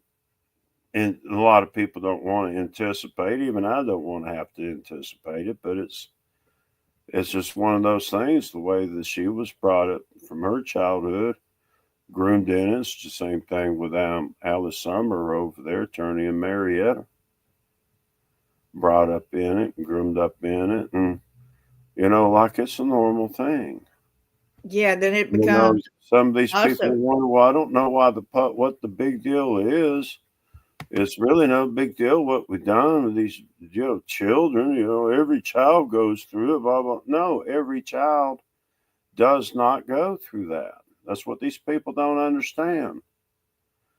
Apparently, there's some screw up there that's got to be tightened up to where it can kind of click in that not as many children are abused by their families or adults like they're taught to believe, like it's normal, and they're brought up and really they're living in a fake reality. They've it's really been created by their parents and grandparents, and they're still hung up in that fake reality. It's and if somebody else not deceived them, they've deceived themselves. And I believe that she and Jeff Epstein, along with a lot of their accomplices, I've heard it from Ron Burrell. I've heard it from Bernie Marcus. Of course, Judge McLaughlin, they were involved in John Bonet's homicide. There's other sources that identified Robert Shapiro as being involved. And we've had Craig Menier. I've had him admitting to his involvement. Kind of funny what people will admit to when they mistakenly think that they're about to kill you. exactly. But that's It's what what you call Big Bird. yeah, Big Bird. And big old 275 pounds, 6'3", solid muscle mouth. And also HB, without saying the name, y'all could pretty much without us saying that name, HB had said he was all for the essay of her, but he was not for the murder. Yeah. A couple of the boys came and talked to me that was there when she was murdered. Because there was like three parties, 3 or 4 parties going on, really 3, and I think they had their own little drug party at the corner house where she was murdered at. So anybody that was at the other parties, if they wanted to smoke marijuana or crack or meth or whatever, they would go to that corner house, and that's where they would hang out and do their drugs. And weren't they hiding in another person's house when the cops were there? I mean, hiding in a garage, a neighbor's garage. Oh, when they were sleeping there, when they arrived, I believe it was Fleet White's garage that they used to sleep in when they arrived. That even his guests didn't know there was anyone staying in his garage during the Christmas holidays, because in the mornings they'd get out, sneak out the back door and over to the Ramseys and have breakfast and stuff like that. Then they came over to the Whites, and the guests of the Whites, thought they were staying with the Ramseys. Ramsey's already had a full house. Zell Miller, Shirley Carver, where they were doing Christmas holidays. Nicole Kidman, she was also there at those parties during those holidays. And Oh my goodness. yep. And another thing, how there's connected this Eric Rudolph with Zell Miller, because Zell Miller was a governor of Georgia. Eric Rudolph would go and do construction in the governor's place, right? Yeah, in 1997, Zell broke ground on the resort. They had built this other one. You used to be able to see it from, you know, Highway 515 and 76 there, going into Young Harris, or actually going out of Young Harris, my bad, because it's just a little bit east of Young Harris. They're on the right. And, you know, you got the deal. He got the 100-year lease with the government when he got it. So he went in 1994, 93, and they built a resort. But it was nothing as nice as the one that's there now. And the one that's there now, they started its construction in 97. So in January of 1998, Rudolph was over there, even though he worked as a handyman at the Brasstown Valley Golf Club. You know, he also did the texturing of the sheetrock, like you see when you go to the Quite Inns. You know, that rough texture on the walls. Yeah, that kind of reminds me of Mexican type of adobos, you know. Well, Eric did a lot of that work, and you know, it's popular in the '90s. And you know, it's neat and looks expensive, and so of course, you know, a lot of motel chains, you know, had him doing that to their motels. Might have And been. I might have meant to say Adobe. I can't remember which one's the right pronunciation for home. mhm. so, um, so he'd work for Zell part time as maintenance there at the golf club. So, uh, so during the construction, he was texturing the walls of the sheetrock. When he became wanted by the FBI, now you would think that he didn't finish the job after being on the run by the FBI. No, he finished the job, even though he wasn't finished with it before becoming wanted by the FBI. Now, he couldn't go over there and work on it on daytime without taking a chance of someone turning him in. So he would go over there at night with some of his buddies to keep an eye out while he finished texturing the walls of that resort, while the feds, you know, were asleep after searching those woods up there in North Carolina for him. I still got a feeling though that no matter what, with it being the governor's mansion, he would have been safe and secure from a lot of the prosecutions, possibly at this time. I don't really know because they got so much pull weight, like McLaughlin, like with like Bentley Farms, that Ed Bentley, him working for the government, where he did silencers for the government, and he also helped Epstein with arms. You know, am I right? You're right. Well, Epstein, I remember correctly, I met him in 1984 in Atlanta, and later that night, I even wound up meeting Benjamin Netanyahu in Wow. Atlanta, and so they're all Mossad, they're gridiron, and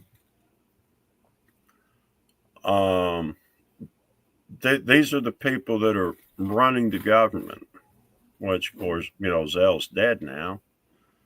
According to everybody, Jeff Epstein's dead.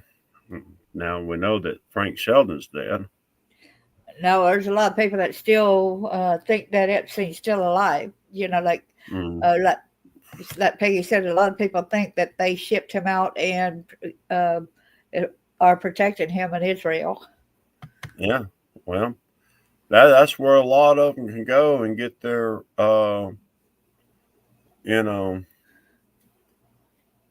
protection out is Israel.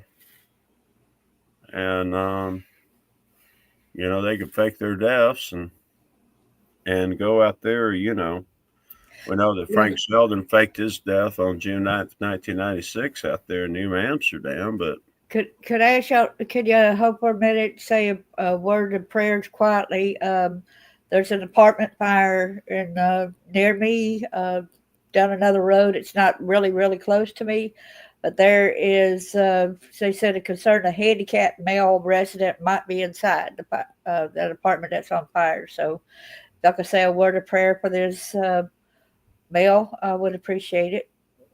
This handicapped male. mm-hmm.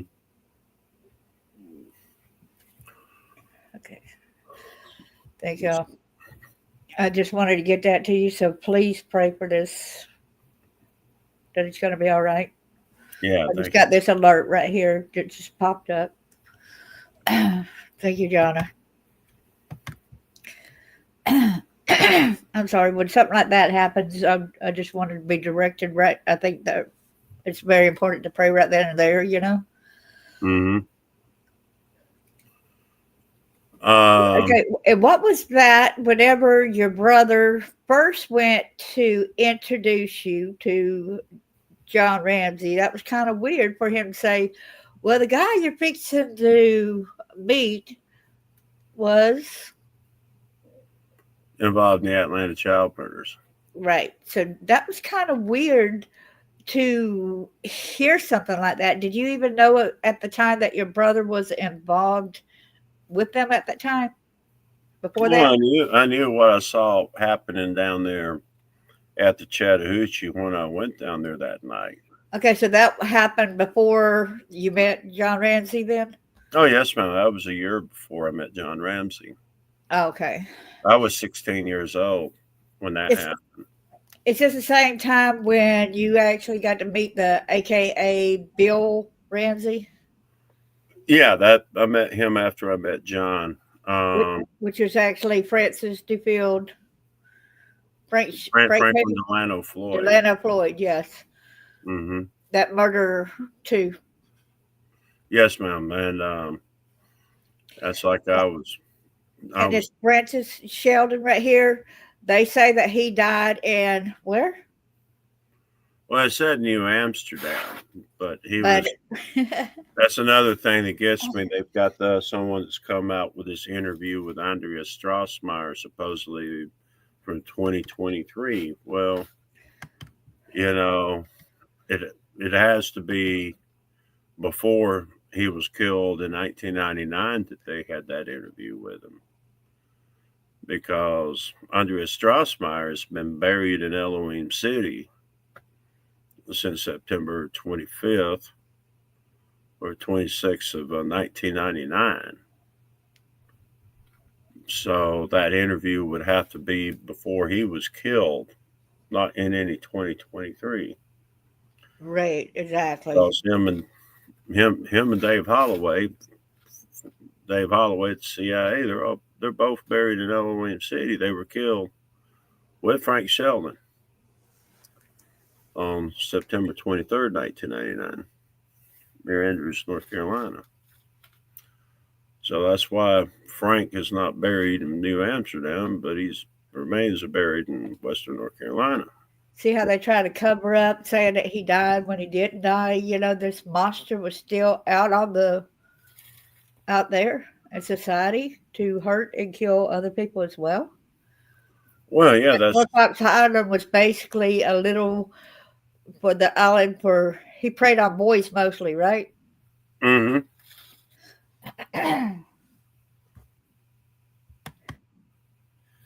Yeah. So, Eric, we ain't going to go into the details of what Eric asked you. To go back and listen to the videos and see. I want y'all to hit me up sometimes when y'all spot that question that Eric Rudolph actually asked Charles. I'm not going to get Charles. I want y'all to watch the videos so that y'all can see and hear, maybe even jot down notes for your files where y'all can learn more information, because there's more names than what we covered. And this one, there's been so many names mentioned you would not believe it. Also, Peggy is asking, was Bert Ramsey being abused by John and Patsy? Well, I wouldn't put it past John to abuse his sons. I really wouldn't. Now, sexually abused, I don't know. I don't know if Burke was sexually abused by his dad or one of his dad's friends or what. I don't know. Now, I imagine he's been abused since John Benet's murder in order to keep him quiet. So, in that aspect, I believe the guy's been abused, whether it be verbally, physically abused, not just by his dad, but by his brother, John Andrew. I had that very same look and smile type of thing on my face when I first started divulging about the abuse, okay? Mhm. So a lot of people did not believe me when I had that smile on my face. They thought that I was full of crap. They thought I was doing this for attention. But you got to realize a lot of times people, it's kind of hard for us to open up and divulge. I mean, we weren't allowed to be happy, sad, crying, or nothing. So we had to fake being happy a lot of times, even when we were miserable, even though we were afraid, we're going to be killed or whatever. You know what I mean? We had to wear that mask of happiness over us. Yeah. And that does not mean that Burke was actually happy. That's just possibly just a mask he had to wear. Yeah. I think he played around sometimes a little too rough with his younger sister because she was, what, 3 years younger than him? Yeah. Almost 3 years younger than him. And, you know, the kid accidentally hit her in the head with a golf club. I don't think he did that deliberately. But, anybody that will allow, let's just go with the part that, about the murder of John Benet, but would allow any of their children to go through that type of public scrutiny. Right. Only a coward does that. Knowing that child is completely innocent and sit there and still allow the media to point their finger at that child. That Yes. is the most cowardly act to me, okay, Right. that a parent could do to a child. So yeah, he was abused by his dad on that aspect because his dad is just too much of a coward to jump up and say, okay, just leave my son out of this. He had nothing to do with my daughter's murder. I had her murdered. He had nothing to do with it. That's the kind of coward that John Ramsey is. Right. One thing you got to realize too, a lot of people don't really know, you know, they think when they go to look at Beth Ramsey and Matt Darrington to death, they think it's a car accident, okay? But John threatened that he was they weren't gonna live very long, right? And they Now, ended up dying as well, right? So it's like people are not even thinking about Beth and Matt Darrington really being murdered in a chase, that's what they done to her, And also a friend of hers that they were all up there rescuing two boys that were foster kids from the barn. And I thank y'all for doing your best. The bad thing is, she trusted John Andrew and told him what was going to happen. That was the fallback on that. And had she not told, but still, she trusted the wrong person. And when y'all rescued them out, and then the two boys ended up getting shot and killed, and then y'all ended up getting the death threats, and John actually told John, Beth that that John Bonet was going to, she was going to pass her around like a two-bit whore, dye her hair blonde, whatever, right? Yeah, he was going to dye her hair blonde, put her in the beauty pageants, and pass her around like a madam in a brothel. And then murder her on the anniversary of Jill Robinson's death. Mm-hmm. And look up Jill Robinson. That's the Oakland child murders. Look at the time when her death date, okay? And then look at John Bonet Ramsey. See if that falls in line to what John's threat was. Y'all riddle me that, Batman, okay?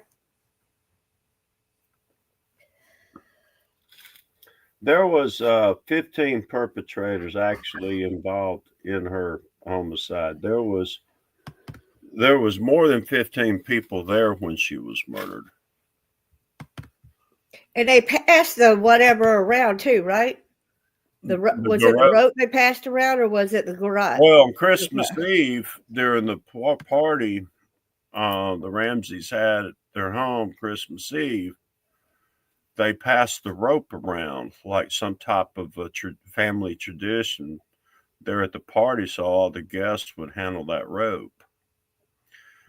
Now, John, of course, when he was stationed in the Philippines with the Navy in the early 60s, he taught the sailors how to tie those knots, there at the Naval Training Academy. He taught Fred, my brother, how to tie knots. So see, he knew how to do it, even though he told everybody he does not know how to tie. See, there he lied right there. See what we're saying? Yeah. Fred was a master knot tire and tying knots, and he learned it all from John Ramsey. Right. And so there's no telling which of the two did the garrote. Knowing John, Fred didn't have it down right, so he came in there and showed Fred how to do it right. Now, according to Craig Manier, he's distantly related to Jill Robinson. Oh, yuck. Big Bird. Yeah, Big Bird. And he wanted revenge for Jill's murders, so he joined the death cult to exact revenge on the one who murdered Jill Robinson. He come to find out it was John Ramsey. Okay, I'm going to show the Craig Manier thing again. So, well, this is during an abduction, July the 7th of 2001, while my dad's dying in the ICU at Piedmont Hospital. They were going to get rid of me. Now, when I first saw Craig Manier was the morning of June 19th of 1997, 15 years from the date that I became a witness in the Atlanta child murders.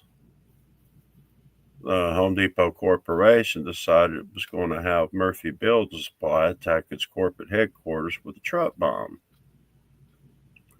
Till I come showing up at the retail location there at Cumberland Boulevard and West Paces Ferry Road, and went to the retail location and had a cashier to call the attack in.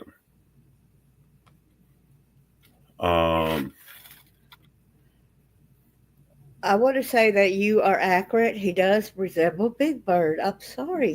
That, Once you see it, you that, cannot unsee it. I'm sorry. here there's a dead giveaway. I mean,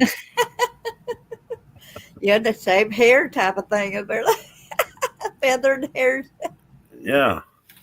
But If when y'all I agree went, with that, please put a one up. even though he didn't go to work for the Home Depot until September the 19th of 1997, this is what I got out of him before I escaped Fred's automobile. Um, because it got brought up when he got in the car. He remembered me from that morning when I came walking in the door and Nance was leaving and approached Nance. And he saw me walking inward and he couldn't picture me until that evening I'm in the back of Fred's car and he gets in there and he looks at me. Then he remembered who I won the winner stop that attack. And that's that was the second time seeing him in my lifetime. But I had heard Marilyn Parkman, Levi Frady's mother, describe him. Albert Samples describe him, and Jim Vickers, the branch manager of the Electrolux office in Gainesville, Georgia, describe him because he was also involved with Milton Frady, Danny Hughes, and Doug McRae in the abduction of 11-year-old Levi Frady. Yeah, his daddy did not like the fact, or was his daddy or stepdaddy? His daddy. He didn't like the fact that had a friend that was a different race. Am I right or wrong? Well, his best friend that lived down the street was Mexican descent. Some of the classmates at school he invited to his church to listen to him play the piano were black. And Just look that at was against every belief of Milton Frady, his daddy. John Bonet right. was murdered on January 25th of 1996 at You mean 7. December 25th, don't you? Yeah, December 25th, 1996. Yeah, and but see, Exactly she 20 could have, years of the date of Jill Robinson's murder.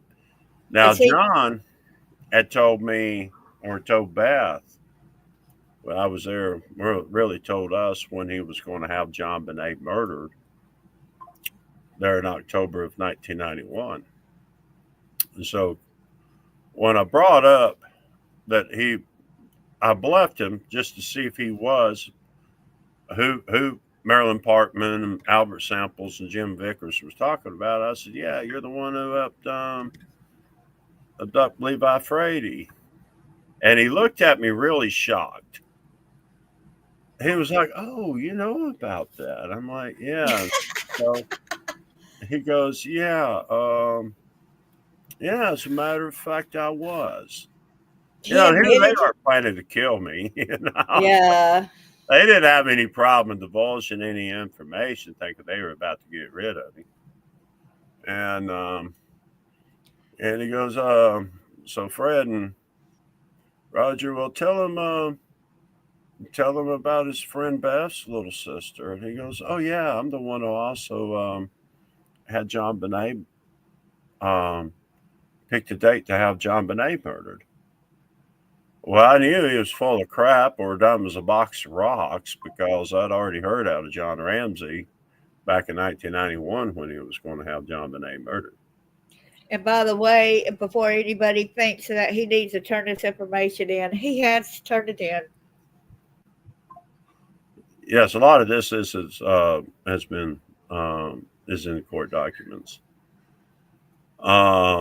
Maybe not this part, but what's not in there now is going to be in there. So, Said Charles, are you worried for your safety? Are you being stalked or followed? Well, pretty much so. There's it's always going to be, stalked or followed. mm-hmm. Yes, when John brought John Benet home just after 9 o'clock, right around 9:30, if I remember correctly, is what they said. He said 9 o'clock, um, and said he had to remove her from the back seat of his SUV to take her upstairs and put her to bed. Because she was asleep. No, she was already dead. Well, didn't Patsy go and bathe her afterwards too? They had to have. Um, they had to clean that blood out of her hair because whenever, according to Nance, he's the one who hit her in the head with a hammer to shut her up because Badir said he had her choked and he let up on the garrote too fast and she started screaming um, from the pain and they couldn't get her to quieten down, so Nance hit her in the head with a hammer. And I guess I need to try to get a picture of how. And he's actually, when I did the blog talk radio, he actually threatened me about, telling your story or whatever. You know what I mean? Well, that's the way they operate. They'll threaten you. They'll take you to court if they don't think you have anything on them. He took me to court for libel for the stuff that I'd posted on Facebook, and I just turned around and submitted the evidence, and nothing came out of the case because if it's true and correct, there is no case. Here If he is right there. I believe it's true, there is no case. This is Roger, Nance, and Leslie. Mm-hmm. That's the one who's got your house too. That on that Yes, property, he's right? the one that's that has defrauded me of my mother's house. Um, and the reason why I say it's my house is because the other siblings violated the will. And forged your name. Well, I don't think they forged my name, but they went along with my sister. All other pieces of property that was sold had to, required my signature, and she managed to sell it without my signature. And And there's so it really nothing supposed to I still was belong to you because you owned it. Well, I was ready to buy it, and we were already set with financing and all. All we needed to do was sit down at the closing table and close on it.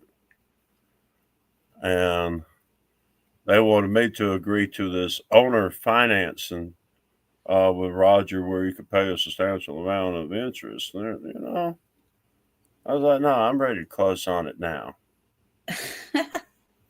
We're approved for the loan. Let's go ahead and close on it. Well, no, we don't want to do this. He don't qualify. Well, how much does he qualify for? Well, he qualifies for $135,000. Well, tell him to get the loan. Okay, pay me my share. And if y'all want to tie up yours on owner financing, that's yours. But I ain't doing it. Is that where they had to tear down two of the barns too, Bentley farms at that time, or what? Well, that was from the counter tort that my dad filed against George Bentley Sr. back in 1979 after Bentley lost his lawsuit against my dad for wrongful death of Jim Stubbs. Well, he don't really put free at will to list everyone there because it's going to put the person that's confided in him at risk, and we can't do that if we named everybody but that person. I mean, if he named everybody but that person. So he's got to be careful on who all he names at the moment. I've always been worried about my safety. Anybody would be in my situation. But and sure enough, as there's a God in heaven, sure enough, I believe I'll be just fine. Who is that I was about to look up? George Bentley's, Fred Bentley Sr., I guess, right? No, let's look it up. Yeah. Do y'all want to see the guy that looks like the Tales from the Crypt? Okay, how is he? Fred Bentley Jr. This is not Ed Bentley's daddy, though, right? No, this is Ed Bentley's Dad's first cousin Okay. is Fred Bentley Sr. I'm sorry. It reminds me of Tales from the Crypt. Sorry.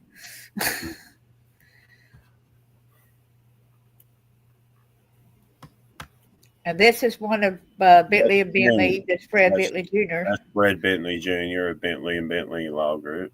There's Frank Delano Floyd. Look at all the different aliases he had. Well, you can Google Roger Nance, look at all the aliases he has. You know. I might be going the other way. Okay, that's Bill Hudson, Bernie Marcus. That's where Alice Summer. That's at Bonnie at the Alfred Murray Building, Albert Samples. We can't remember what this is about, this right here.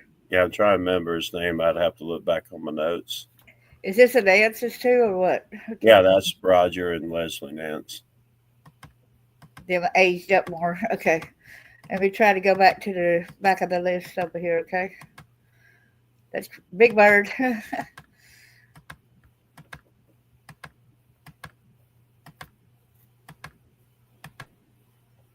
This is Fred Cook. Mm-hmm. This is Grady Moore. Okay, he was He's another suspect in the homicide of John Bonet. Here's Jeff Carrier. Jeff Carrier, Atlanta real estate broker. He's also a suspect in her homicide. Yeah, it did not fascinate him too much about something you did, but it's really fascinated him more about how you got away from that gang over there at Chattahoochee during that thing. Well, that was Ron Brill.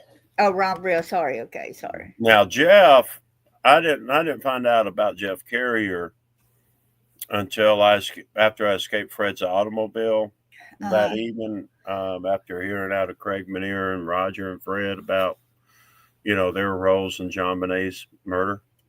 This is Butterbrains, y'all. Well, when I went and was head up underneath the poison oak, and that old drainage thing from the washing machine from that house from back in the day, Jeff Carrier is who they were about to pick up when that light turned green and they made the right-hand turn on the Northside Parkway. He was waiting around the corner for them to pick him up, and that was going to box me in between Craig Manier and him. So it's a good thing I escaped the automobile when I did and took off running the way I did and found the perfect hiding spot. Because that was my first encounter with Jeff Carrier. Now, of course, Mike McLaughlin, this picture of him, the former dean of the Cobb Magistrate Court. I became a homicide witness against him in 1980. And he actually used to live in Tennessee before. Yeah, he's from Knoxville, Tennessee. And it was Ruby Elrod, the sister of Bill Hudson. Yeah, Bill Hudson was on up there a few minutes ago. Yeah, he was the sheriff of Cobb County at the time. He was Gridiron. This is a precious guy right here. This was Beth Ramsey's boyfriend. Yeah, he was a great guy. This is Mike Cook, Ted Cook's brother. Oklahoma City Centennial Park bomber Mike Cook himself. There's Randall Bentley Sr. Mm-hmm. This is Ray Duncan. Yeah, Ray's the one where the Ramseys and Epstein and Maxwell stayed in his house there on Lake Chattooga. During the summer of 1996. Even though John and Patsy owned a home there on Lake Chattooga, they stayed with Ray Duncan at his place. Okay, didn't you say that? Ghislaine Maxwell. Did you say there's one lake areas that's for the girls, another one that's for the boys? Which one was it? Hiwassee Lake was one where they would take the boys to do their things to the boys, and Chattooga is where they did the bad things to the girls. Thank you. John Bonet was not the only one that was sexually abused on Lake Chattooga. That's Rick Evanetz. That's There's your cousin, Beach. Robert Beach. Roger Duncan. Evanetz. There's Ron Real. The Dr. Ron at the CIA. If they want to give you an injection to make you forget some things, he's the one in charge of that. He's part owner of a pharmaceutical company. Okay, here he is right here too. Mm-hmm. He's best friends with Arthur Blank, the owner of the Atlanta Falcons in Atlanta. That's Shirley Carver. Mm-hmm. Steve Gould, Terry Nichols, Tommy Chapman. There's Wayne Beach. He's deceased. Yep. Okay, let me get out of this one, and I want to show people that other, any relation to, no, his last name is Nance, not Vance. Yes, Nance. Okay, let me go up, and who was that you said a few minutes ago with that name? I said I go back up. There's Bernie Marcus. Bernie Marcus. Is that who you Ron said? Brill. No, we didn't went over Ron Real's picture, so that's where. Okay, so let me go over here and show y'all. Okay, I'm trying to keep it together. Yeah, it was Ron Brill that was impressed the way I went down there and bluffed my way out down there at the Chattahoochee that night. But there's Bernie Marcus. Him, Les Wexner, Ted Turner, and Ron Brill were standing together around this, I guess this black kid they were. Someone was doing their thing with it at the time. They standing up there with a flashlight looking down, and that's the reason why I was able to see their faces. And this is a victim right here. Okay, that's when they found whatever and they drew whatever over her.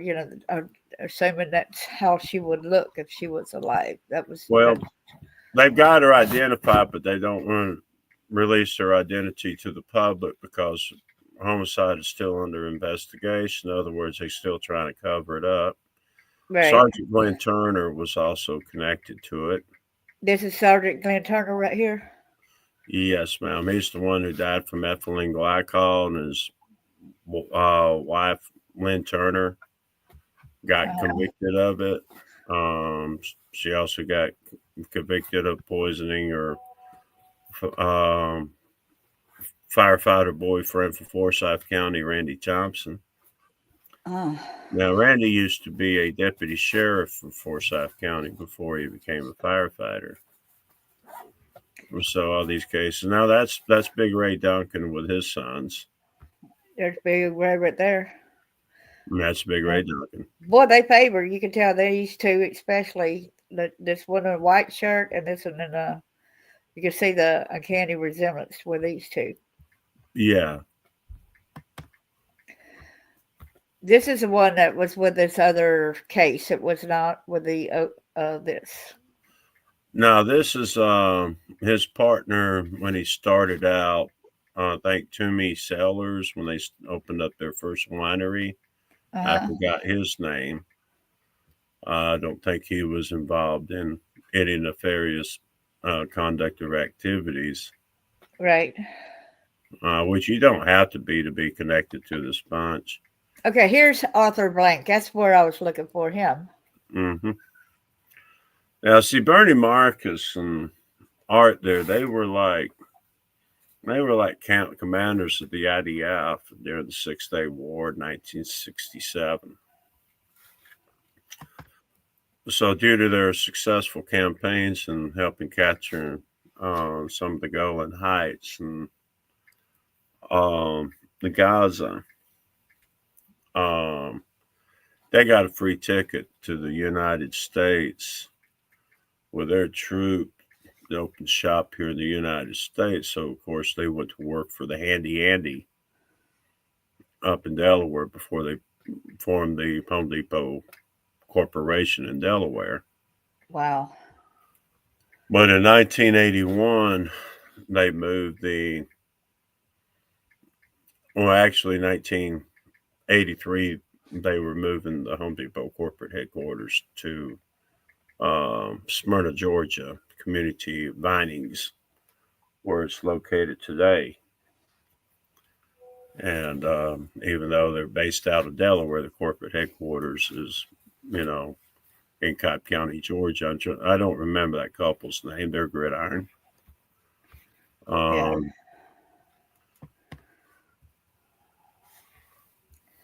Yeah, we had been doing this over 2.5 hours.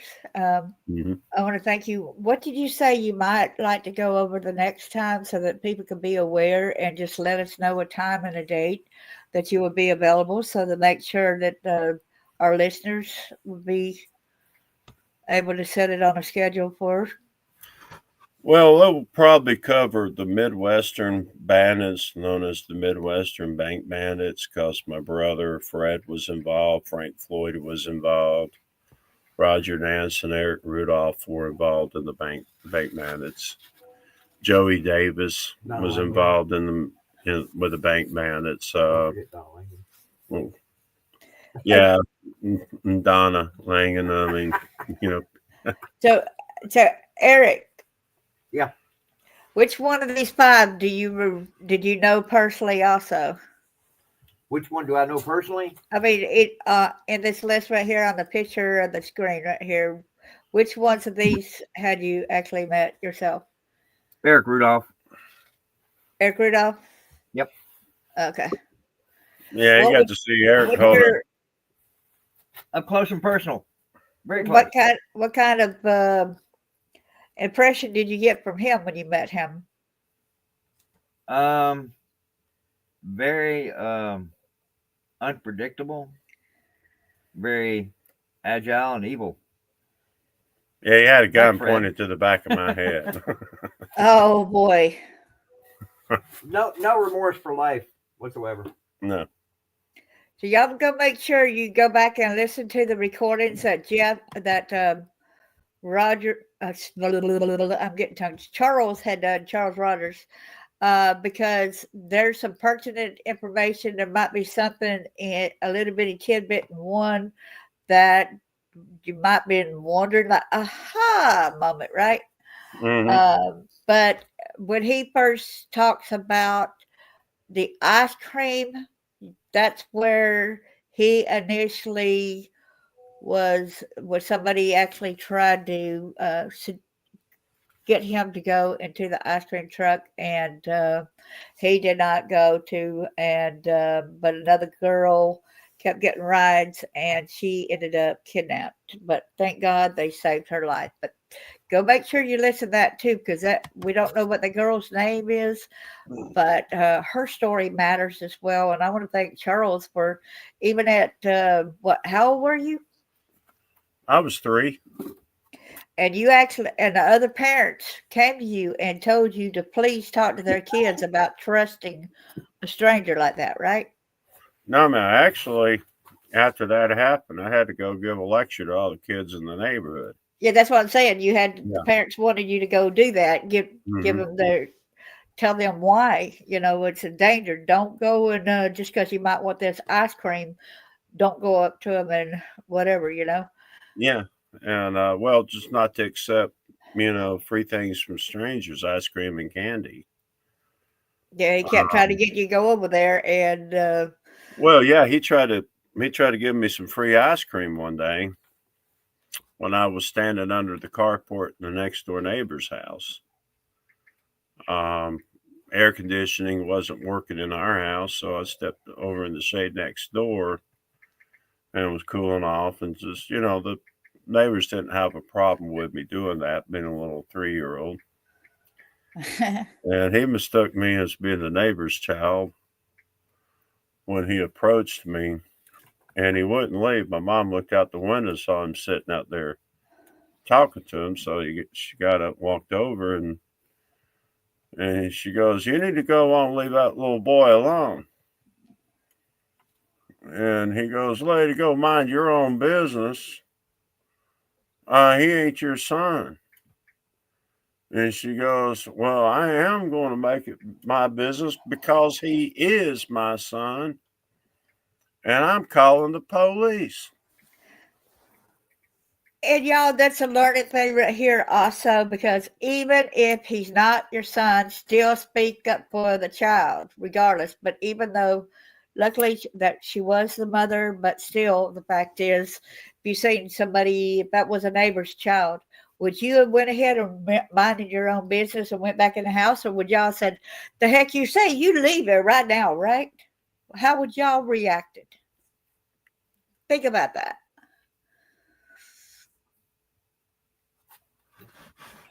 And I thank you so much for being so smart at that young age. And then the next time about the ice cream, when he came, was you're supposed to get your free scoop. He told you to, you're not going to get no free ice cream because you didn't take it that one day.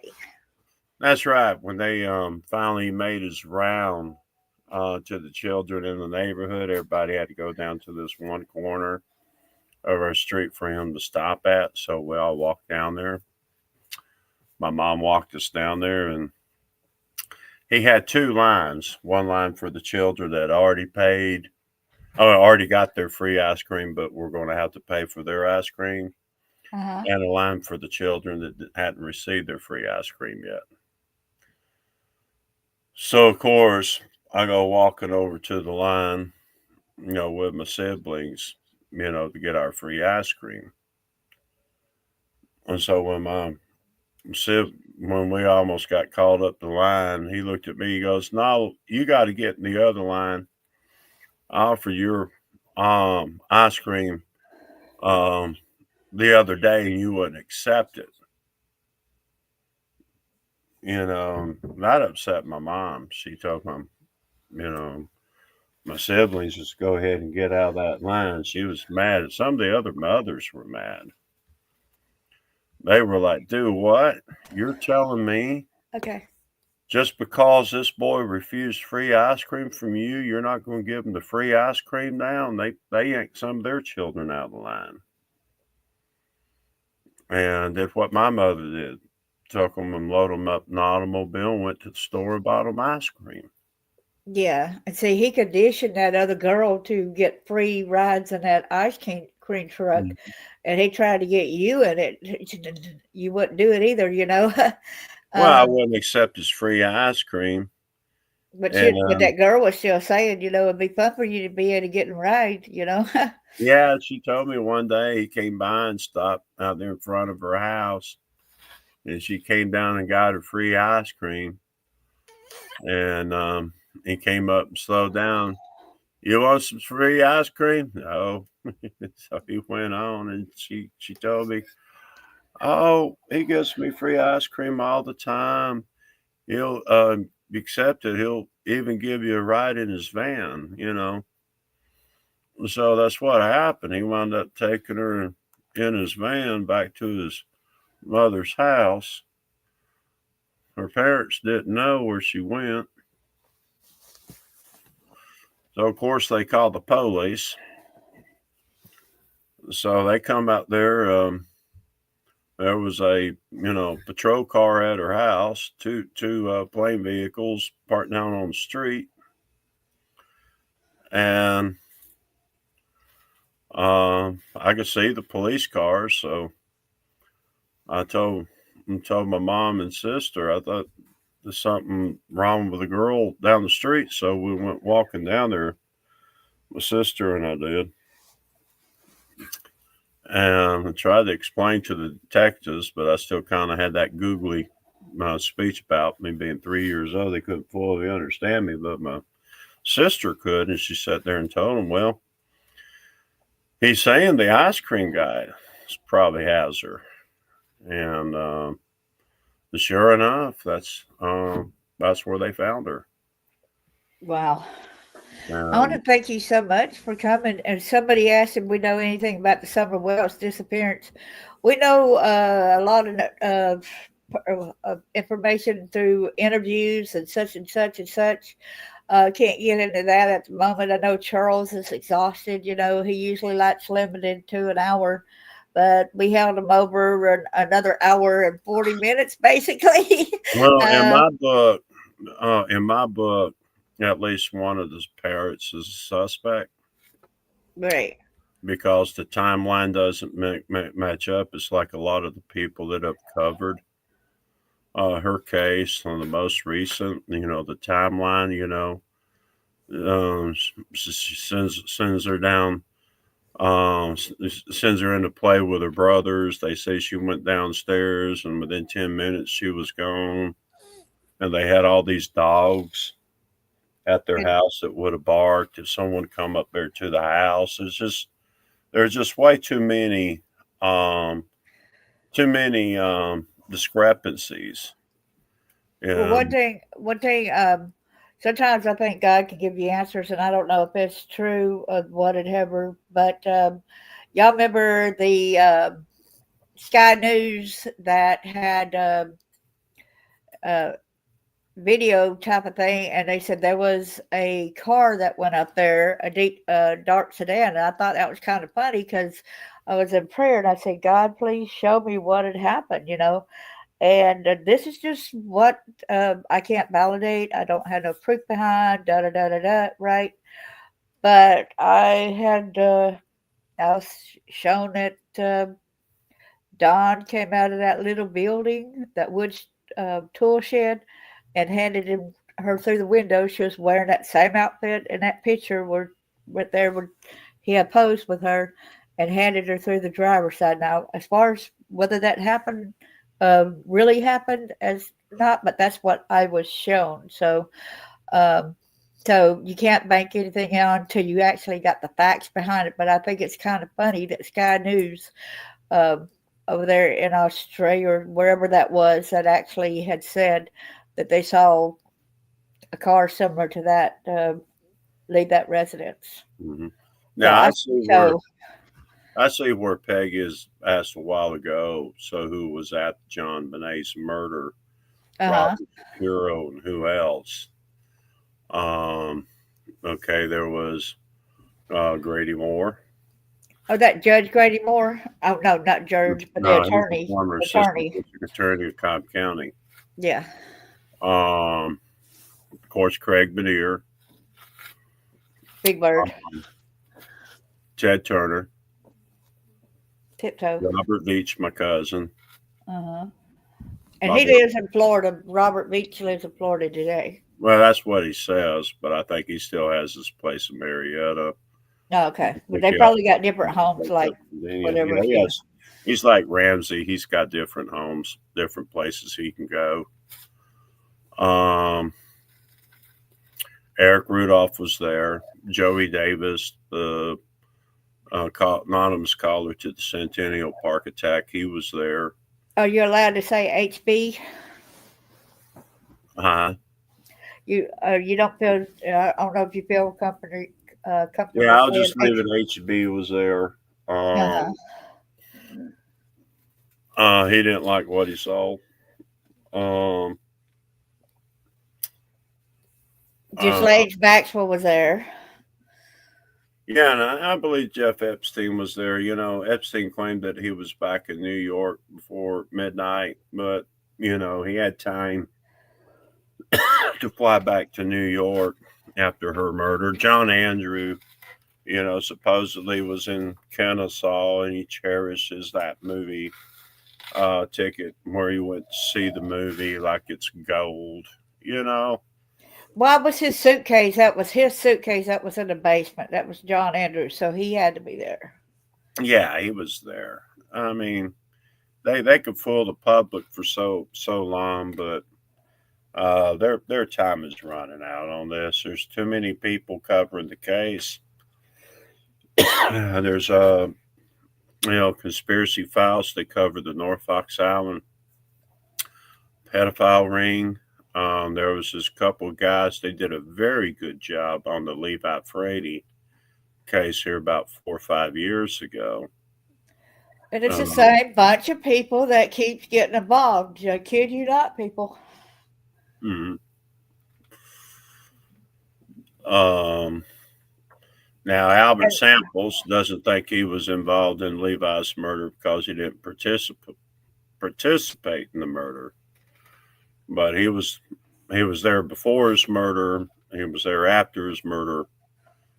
But even the people where you worked were trying to set you up to be charged with a murder too, with Levi Pretty. Well, that was one of the main reasons that they lured, Mr. Kiss and me to coming that afternoon to kill us, was because I didn't show up in coming that afternoon for that bum appointment that my branch manager, Charlie Bettis, gave me. I forwarded over to Jim Vickers, who was the branch manager of Electrolux in Gainesville, Georgia. Now he's on his composite sketch is on a suspect because he was seen going door to door. Levi's disappearance. Matter of fact, he witnessed his abduction. And it's kind of crazy too, where they had found his bicycle down the road, and then his sister or whoever went back and got the bicycle. Then they said, "Oh, we got to take it back to where we found it." Yeah, see, he wasn't abducted a mile from his home. He was abducted from his home. He was on his bicycle about to ride down the street to his friend who got home from school at 3:30 that afternoon. They made for sure to feed them, because that's what they do a lot of times, is feed them and then. Yeah, anytime you want to find the fingerprints of this bunch, most of the time they were fed before they were murdered. Some were even bathed, and even the ones that wasn't bathed were found dead near a river, a creek. That's why I believe that the homicides of Abigail Williams and Libby German is murdered by the same people. It puts the shoe print. I believe that Rick Allen is a patsy. Could I ask you something to remember this though? When at Facebook there is a group, John Benet Ramsey, can't remember the exact title of it, and that's where the family basically are there. So it's not really all that safe because it's by their truth. I thought it was so weird to have pictures of another girl who was murdered in the and her body lying in the ditch there, and they pinpointed and showed in that picture where she laid. They pinpointed that a guy in a car with like she's in a car with the guy with a cowboy hat, and you said, "Well, John Ramsey wears cowboy hats like that when he's in Texas." So why would he even have a picture like that other people would not have about this murdered child, unless that was him? And why would he put it on that page? And it was near a ditch around water. Yeah, and that's like the homicides of 8-year-old Stevie Branch, Michael Moore, and Christopher Byers. Now, that was supposedly during Craig Meniere's initiation. That was his initiation into the death cult. Well, I think with Jane Fonda being a part of Ted Turner's life, I would pretty much think that she would be involved in all this kind of get out too. I'm not going to really say it's for if Nicole Kidman was there, you could figure who she was there hanging out with would have been there hanging out with Anna Way Jane. And we know how she earned her nickname, and now everybody's learning how Ted has earned his nickname. Yep. Well, I want to thank you so much for coming. And do you want to try to do this next weekend, or do you want to skip a week, or what do you say? We can possibly shoot for next weekend. It's still a little bit too early to tell. When you go into the holiday seasons, things will shuck up. Weather can shake things up. I'm still having to work on stuff getting ready to file civil action.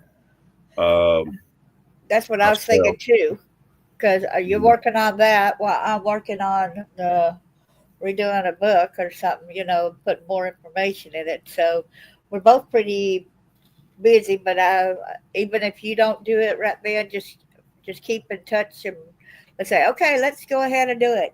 Because a lot of people love hearing what you have to say because you got a lot of valuable, pertinent information, and I believe the government really needs to tie into you and come and ask you questions, not trying to do anything about making you a victim, but going right here and hearing your testimony because you got a lot of information that could really solve a lot of these cases. It's Peggy, on okay. that answer there to your question, Peggy just asked if Jane Fonda involved in child sacrifice. I don't know. I know that Ted, her husband, um, has been involved in quite a few child sacrifices. And if she was there during, like you said, um, well, what was that girl's name over there? John Ramsey's that actress, Nicole Kidman, and Nicole Kidman probably was over there with. Uh, No, shoot, for all we know, all four of them could have been the ones set down and prepare that ransom note. I mean, this stuff is so mind-boggling when you sit there and try to piece it together. But the least problems for these people, you know, Danny Hughes, I could still go back and recharge him for the first degree murder of Terry Owenby, even though he got acquitted of second degree murder. Um, he was acquitted of second degree murder, not first degree. So I could still go and charge him with first degree, being a witness in that case. yes, But they're all guilty of treason. They're all guilty of sedition, yes, conspiracy to overthrow the United States government. yeah, they're part of that too. Yes, because they keep Yeah. look at the bombings, the Murray, the even over there at their own facility, Home Depot, they were wanting to bomb that as well. Well, But yeah. I mean, they tried to hit the General Motors assembly plant in Chambly and Dorville twice, caused 32 employees to be laid off, including Lynn Turner's uncle, Alan Helms, who's the one who actually helped me stop the second truck bombing of it, when they tried to hit it. You do, know, do you there think was part of it could? another. Do you think part of it could be, Charles, that well, a lot of these parents die and stuff like that, another way to get access to the kids? Well, yeah, civil wars and revolutions, they produced orphan children. That's why they're always game for, some form of ethnic cleansing and genocide because they have access to all these children. The parents are dead, and half their families are dead. Who's going to be able to take care of them? Well, they'll take them in like the Good Samaritans, put up this good golden image, and use them as a sex slave. Right. And, Um, and like they even go far beyond that, which it even having kids later on with these, whenever they're able to have a kid, and then they don't, their kids are undocumented. They don't have a birth certificate. So how many other kids that we don't know about that's really, it's not on the radar because they don't have a birth certificate. yeah, and there's, it's like all these children that, Child Protective Services, DFACS, we call it in Georgia. You know, Rick White, everybody knows as Richard Jewell, Nancy Schaefer, and we tried to expose this back And in 2006 and 2007. unfortunately, they didn't make it right. No, they didn't. And Rick, I don't think Rick just dropped dead of a heart attack. I don't think my buddy No. Sam Evans of Easy Rental just died from a heart attack. I They keep talking do while have right. a heart attack gun. They could shoot you with a red red icicle that contains a drug that'll throw you into cardiac arrest. And um, I've found a couple of holes in my leather duster. look like pinholes. So I imagine they've tried to shoot me a few times with that thing. And we know that Judge McLaughlin totaled out that Buick Centurion that I witnessed him committing homicide for Sheriff Bill Hudson and the Bentleys back in 1980. He totaled out that automobile down in Evergreen, Alabama. There in I think it was 1995. It was before the bombing of the Alfred P. Murray Federal Building. Chasing me, and he totaled out his automobile in the brick mailbox down there in Grady and Wilding Rawls. The DOT contractors for the state of Alabama, lower region. And trying to chase me into, two old postal delivery trucks. They had parked at two different locations. So no, Beth Ramsey, John Benet's oldest sister, did not die in an accident. She was murdered. That was staged as an accident. But during our last meeting, Matt told me if I ever picked up a newspaper and saw where they were hit, her words, a bakery truck, then I knew that they had been murdered. Because Matt never would drive in the rain with her in the vehicle with him. He didn't have a problem driving in the rain, but he was not going to drive anywhere in the rain with her in the vehicle with him.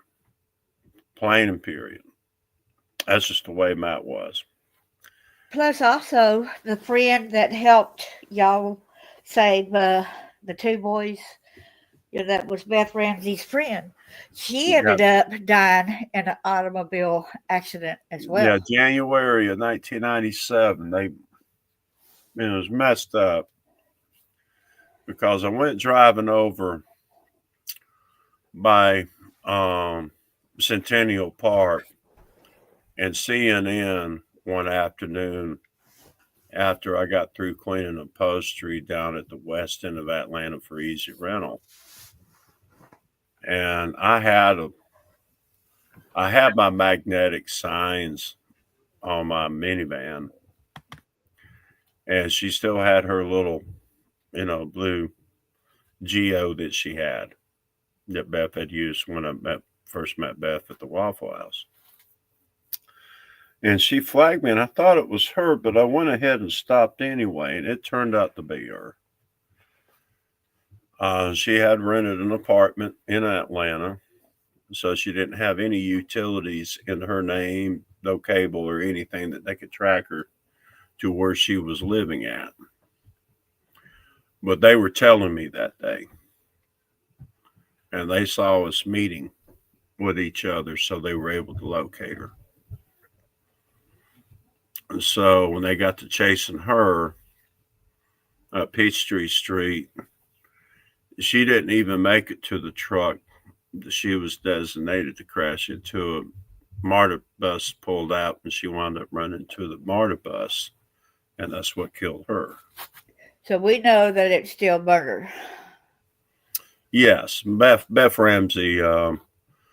When John heard the words from the doctor, there was nothing else he could do for Beth. He had to fall back in his chair in joy. Yeah, because he said, did he not say before that he is the devil himself? Well, what he told her, that after he had us killed, that he was going to have John Benet murdered on the 20th anniversary of Jill Robinson's homicide in order to get her back for betraying him, and that way he could have control of her soul for eternity. Not God have control, but John says he would have control over their souls for eternity. What say you all?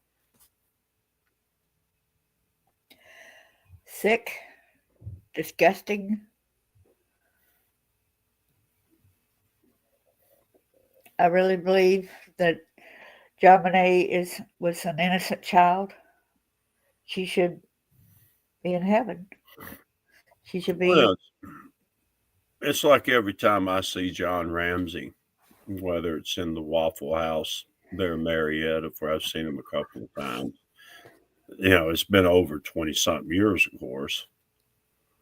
But every time I've ever seen John Ramsey, I'm like, oh, it's the dude that got his ass whooped by that 11-year-old blonde up in West Virginia. I love it. I'm sorry. I can't stop laughing every time I hear that. And there's nobody else he can blame but himself. I can't believe I can't believe he actually told about the girl getting away. Like she ended up kicking me in the gonads and getting away. Um, Well, I can't believe that he I told. wonder what kind of impact it had on him when they built Mercedes-Benz Stadium, because that was a Mercedes station wagon that he was driving when he abducted her. And he said he sold a Mercedes and he never was going to own another one again. So I wonder what kind of mental impact might have made on him when Arthur Blank built the Mercedes-Benz Stadium there in Atlanta. I mean, that had some type of mental impact on him. Oh my gosh. And they were going to duck me over there off the Buford Highway and down there in Chamblee that one day. I was in that shopping center going to go and get a little plastic funnel. I was doing some work for Rent Center that day. And they had tracked me over there, and they had these boys come walking up to me. One come walking behind me, another one up in front of me. And they're like, well, we need you to go with us. I said, oh, really? Well, where are we going? Well, you'll find out when we get there. Oh, really? Well, there's one thing I cannot stand worse than a cold-blooded murderer, and that's a doggone pedophile. Oh yeah, when y'all pedophiles? Well, you're telling me to leave with you, so you have to be a pedophile. I'm gonna tell y'all, when y'all laugh about something on John Ramsey, something ridiculous that he said, like about him being kicked in the gonads by that girl, look at that smile on his face. We could just really look at that picture and laugh like, ha, ha, ha, ha. Yeah, but I mean, they're like, well, we're not pedophiles. Well, why you want me to leave with you for them? Well, the people told us you're to go with us. I said, who told you that? The pedophiles. Well, one's that Monty guy and the other one's that John Benet, a Ramsey girl's dad. I said, well, I know they're pedophiles. Where they parked at? Well, they're parked over there. Well, he was in his gray 1996 Buick station wagon, the Sabre station wagon. Monty was in his black Volvo parked next to him. Okay, about what year was this? Do you know? I think this was 1999. Okay. Or 2000. It was before my dad went in the last time to Piedmont Hospital. Welcome back, Chris. And so I was like, well, let's go get them. So they look out. Here's the guys that are supposed to be abducting me, following me as I'm charging toward them.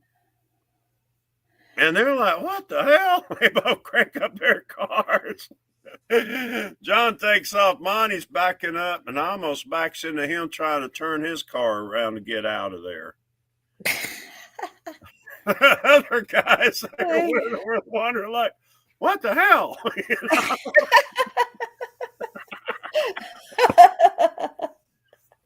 Oh my! But I'm having to hold my belly so bad, and you got me tickled. So, oh man. Well, that's. I mean, just like that, it's just how quick you can flip people on your side, just like that with just a few simple words. Hey, pedo. Yeah, whether or not they were going to side with you followed, but it's just the fact that they were following you that way made them think that they turned on them and, to help you out. And you didn't know what they would actually do otherwise. Mm, mm. Well, it was kind of like, you know, kind of comical in a way. Those three guys I sent to the ICU over there in Cleveland, Georgia, from Helen that one night in 1997. I think this was around. I think just then. Think it was in June of 1997 that happened, and I had ran into um, the cooks over there in Helen that night, and Eric Rudolph was over there. So they were telling people I was an informant with the feds. I was an informant or federal agent, something like that. And so I went to an upstairs at this place and to another section of this establishment, and I didn't even have a fraction of a beer drink whenever this big old cornbread fat guy decided he was going to jump on me. So after they wound up having an ambulance to come out and take him to the hospital, I had to leave before the ambulance got there. So I went to another establishment that had live music, and had three more of them over there decide to try to jump on me. And one of them stood there looking stupid while another one got knocked out and the other one took off running. And of course, two of them wound up going in the ICU for a few days. Broken jaws, cheekbones. There was one that you had done that he succumbed to his injuries, though, right? That was in 2006 after the arrest of Epstein. Oh, okay. They sent him over there to Chico Deals in Marietta because they had Epstein picked up during Operation Long Line. And they came in there and... Yeah, they need to know about that. They asked you, who do you want to be picked up? And I'll let you answer that on what you told them and then what they told you, okay? No, they approached me. They was like, "You Charles Rogers?" I'm like, "Yeah." "Well, we need you to go with us." I was like, "Really? Well, where are we going?" "Oh, you'll find out when we get there." And I said, "Well, nah, if you ain't going to tell me where we're going, I ain't going." "Oh, if you won't go on your own, we'll make you leave." I said, "You and whose army?" "Oh, these people in here know us. That's good. Those three sitting over there at that table. Yeah, they know us too, and they'll help us too." And I said, "Well, you still ain't got enough." Yeah, but what I'm trying to ask you, Charles, is when with the Operation Long One, right? When they first asked you who was the one person that you would want to be arrested, let everybody It know. was tied to Eric Rudolph. My first pick was Ed Bentley. And listen what they told him. They said that they wasn't touching Ed Bentley. So my second pick was John Ramsey. He's untouchable, right? Yeah, and like Ed Bentley. So when I asked him about Ghislaine's boyfriend, Jeff Epstein, I said, "Yeah, that's right. That's his name." "You want him?" I'm like, "Yeah."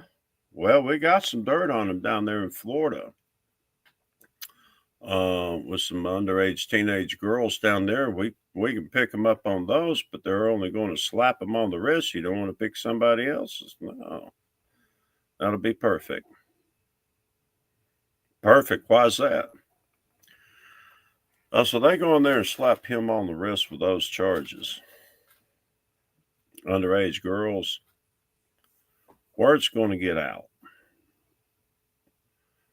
And once it gets out, that's when we're going to be able to tie in the whole entire bunch.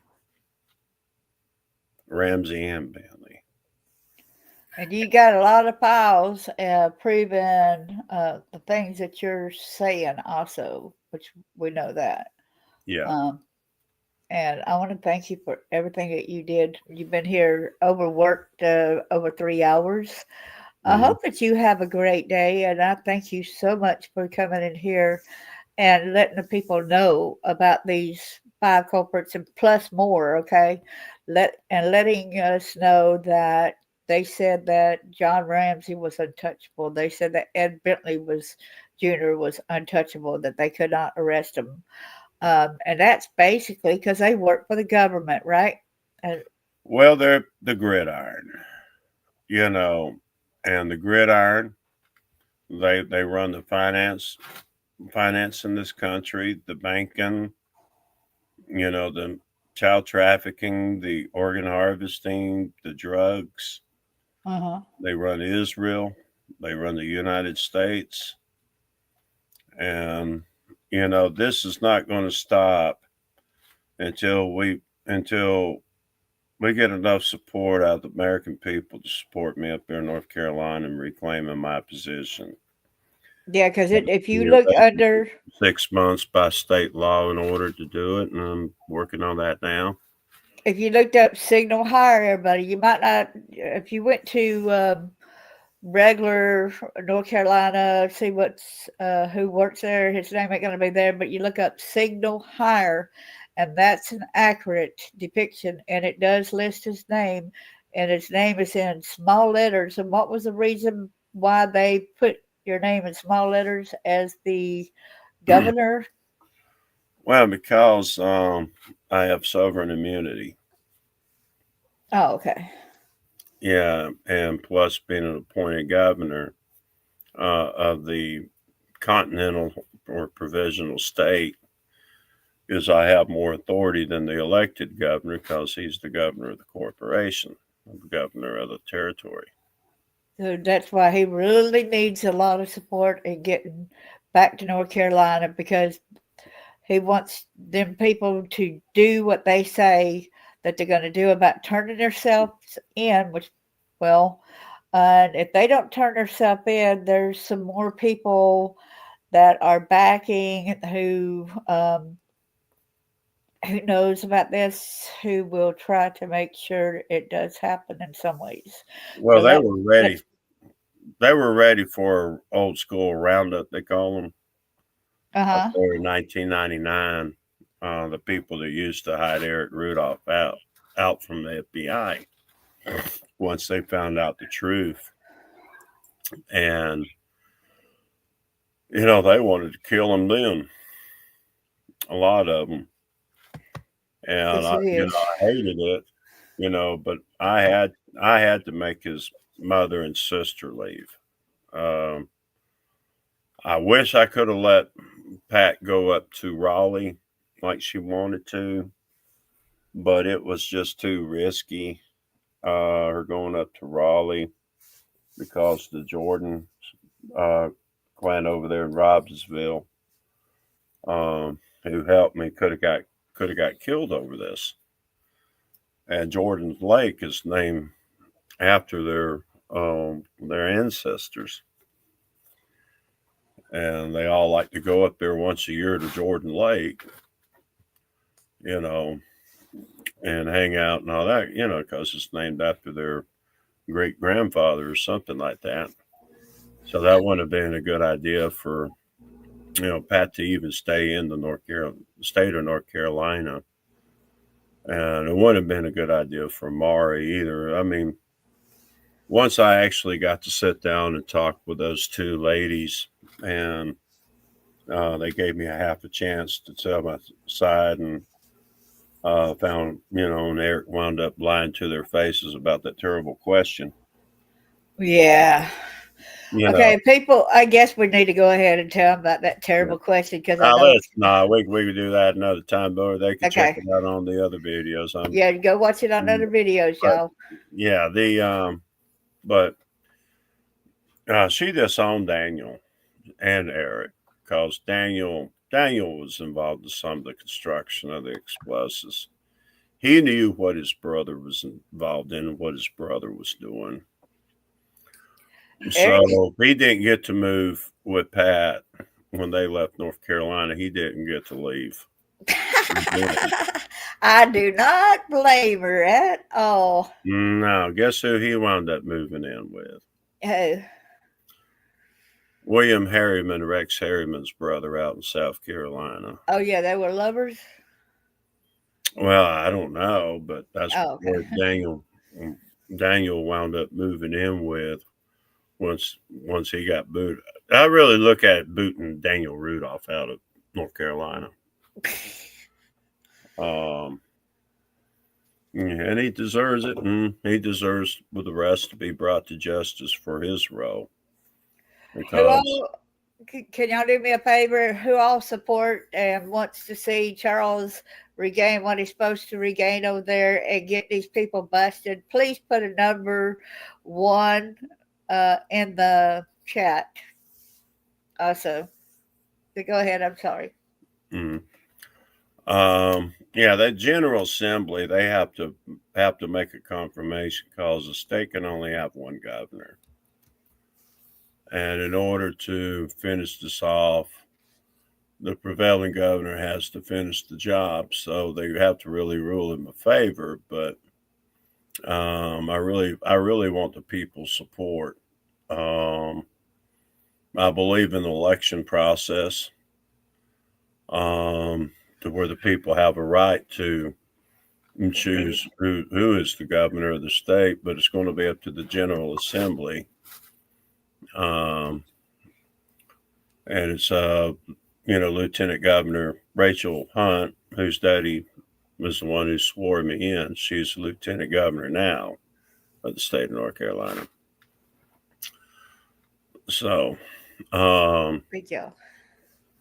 a lot of people there want to, support the Republicans,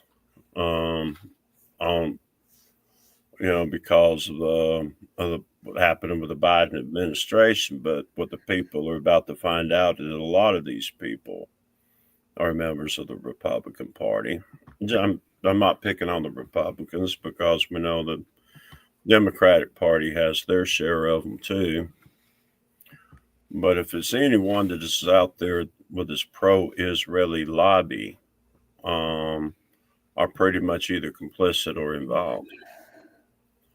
And I think the American people deserve a whole lot better than out here having to send aid to a foreign country who has free universal health care for their citizens, free education and college off the American taxpayer dime.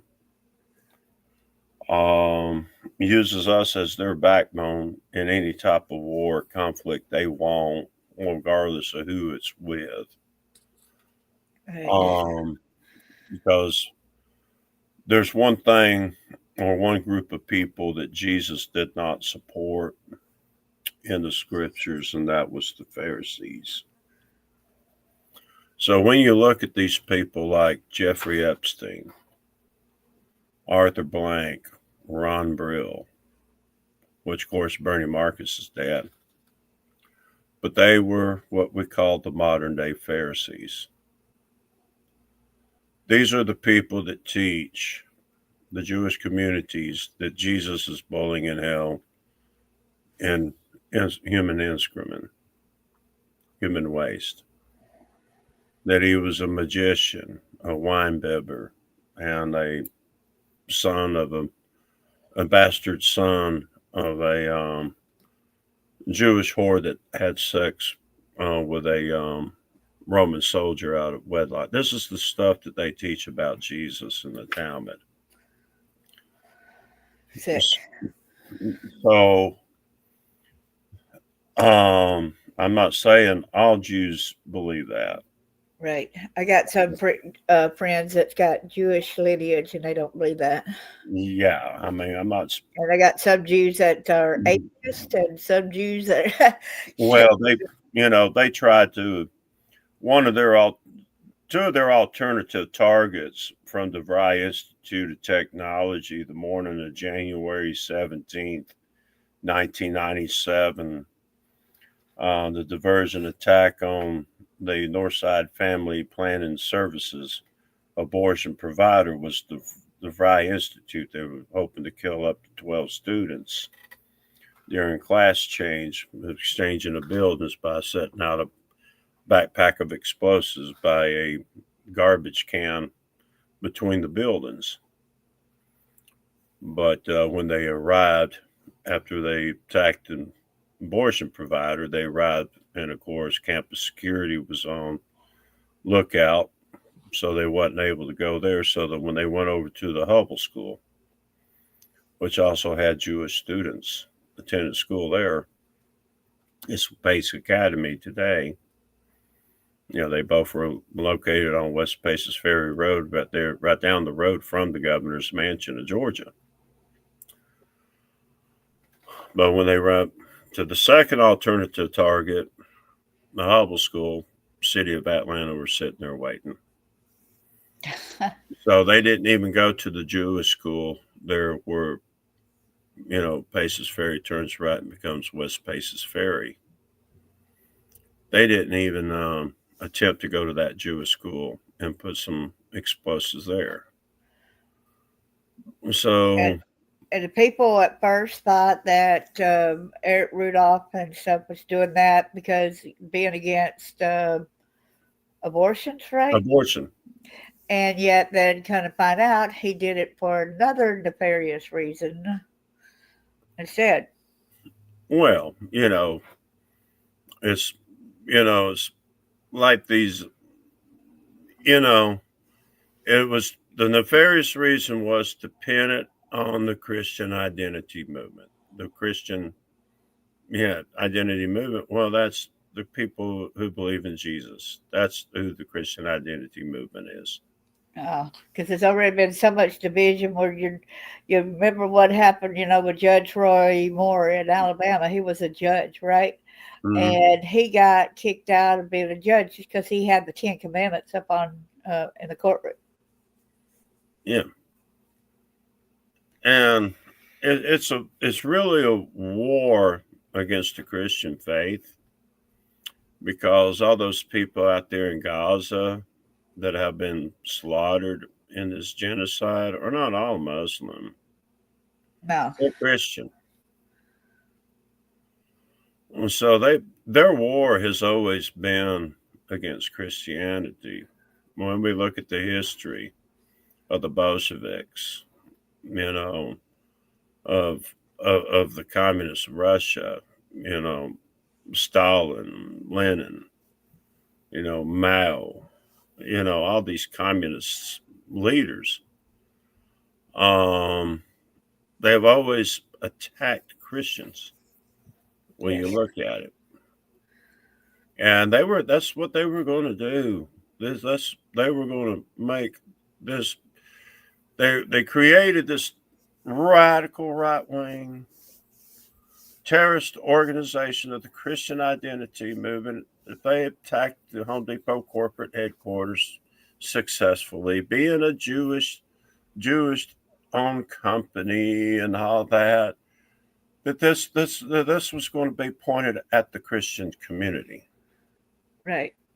So the Christians were going to be demonized for this, attack on a Jewish corporation. Zell Miller was going to give them, I forgot how many millions of dollars in aid, being a victim company of a terrorist attack. And then, of course, there's no telling how much Washington was going to give them, but it was going to give Arthur Blank enough money to buy the Atlanta Falcons.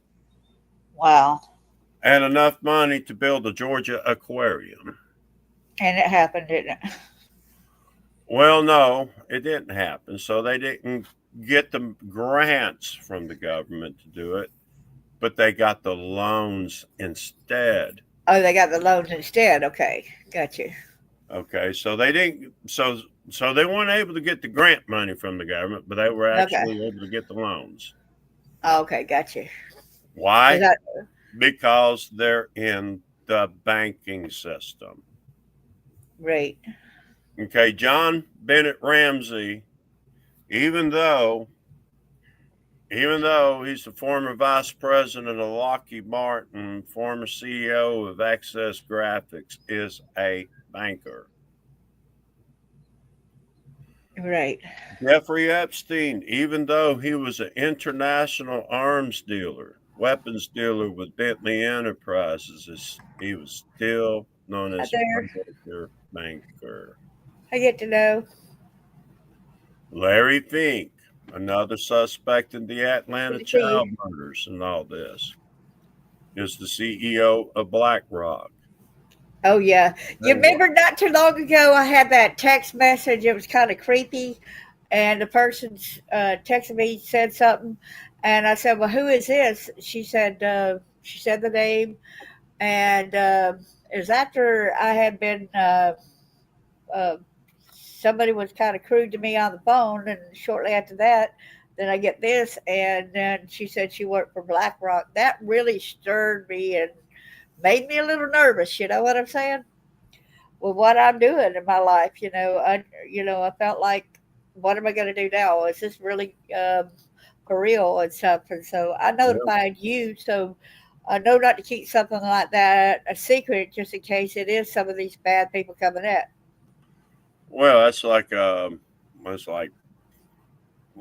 a week, little almost 2 weeks ago. I went and cleaned carpet for this lady who used to work for the Home Depot corporate headquarters, Good to see you out in real. and we were talking about this. She had to haul butt down just like everybody else did that day. Um, when Cobb County had that truck bomb blocked in after it arrived. People were like, well, why'd they let them go? Well, when you got a bunch of, as to say, scaredy cats with a truck bomb afraid of the Cobb County jail, you just don't know what they're going to do. Oh yeah, You it's know, all mixed up because they keep getting away with whatever, and then whenever somebody asked a while ago whether or not you get stalked or you get harassed or whatever. Yeah, you kind of like doing. You're trying to rectify that situation and trying to make these people pay.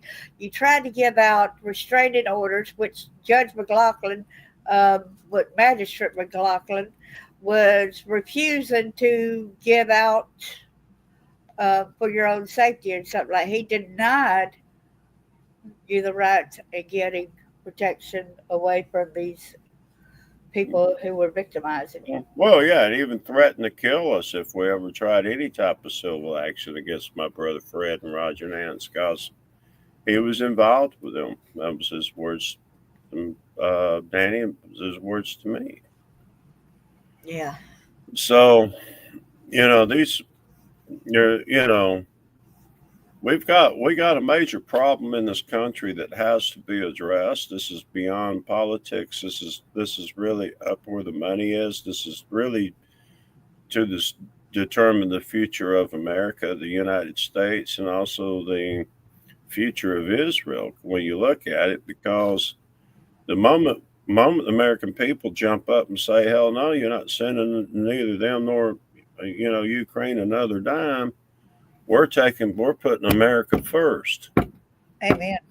Okay. When I say put America first, I don't mean go out there and bomb Iran. Exactly. They go out here and start a war with Venezuela.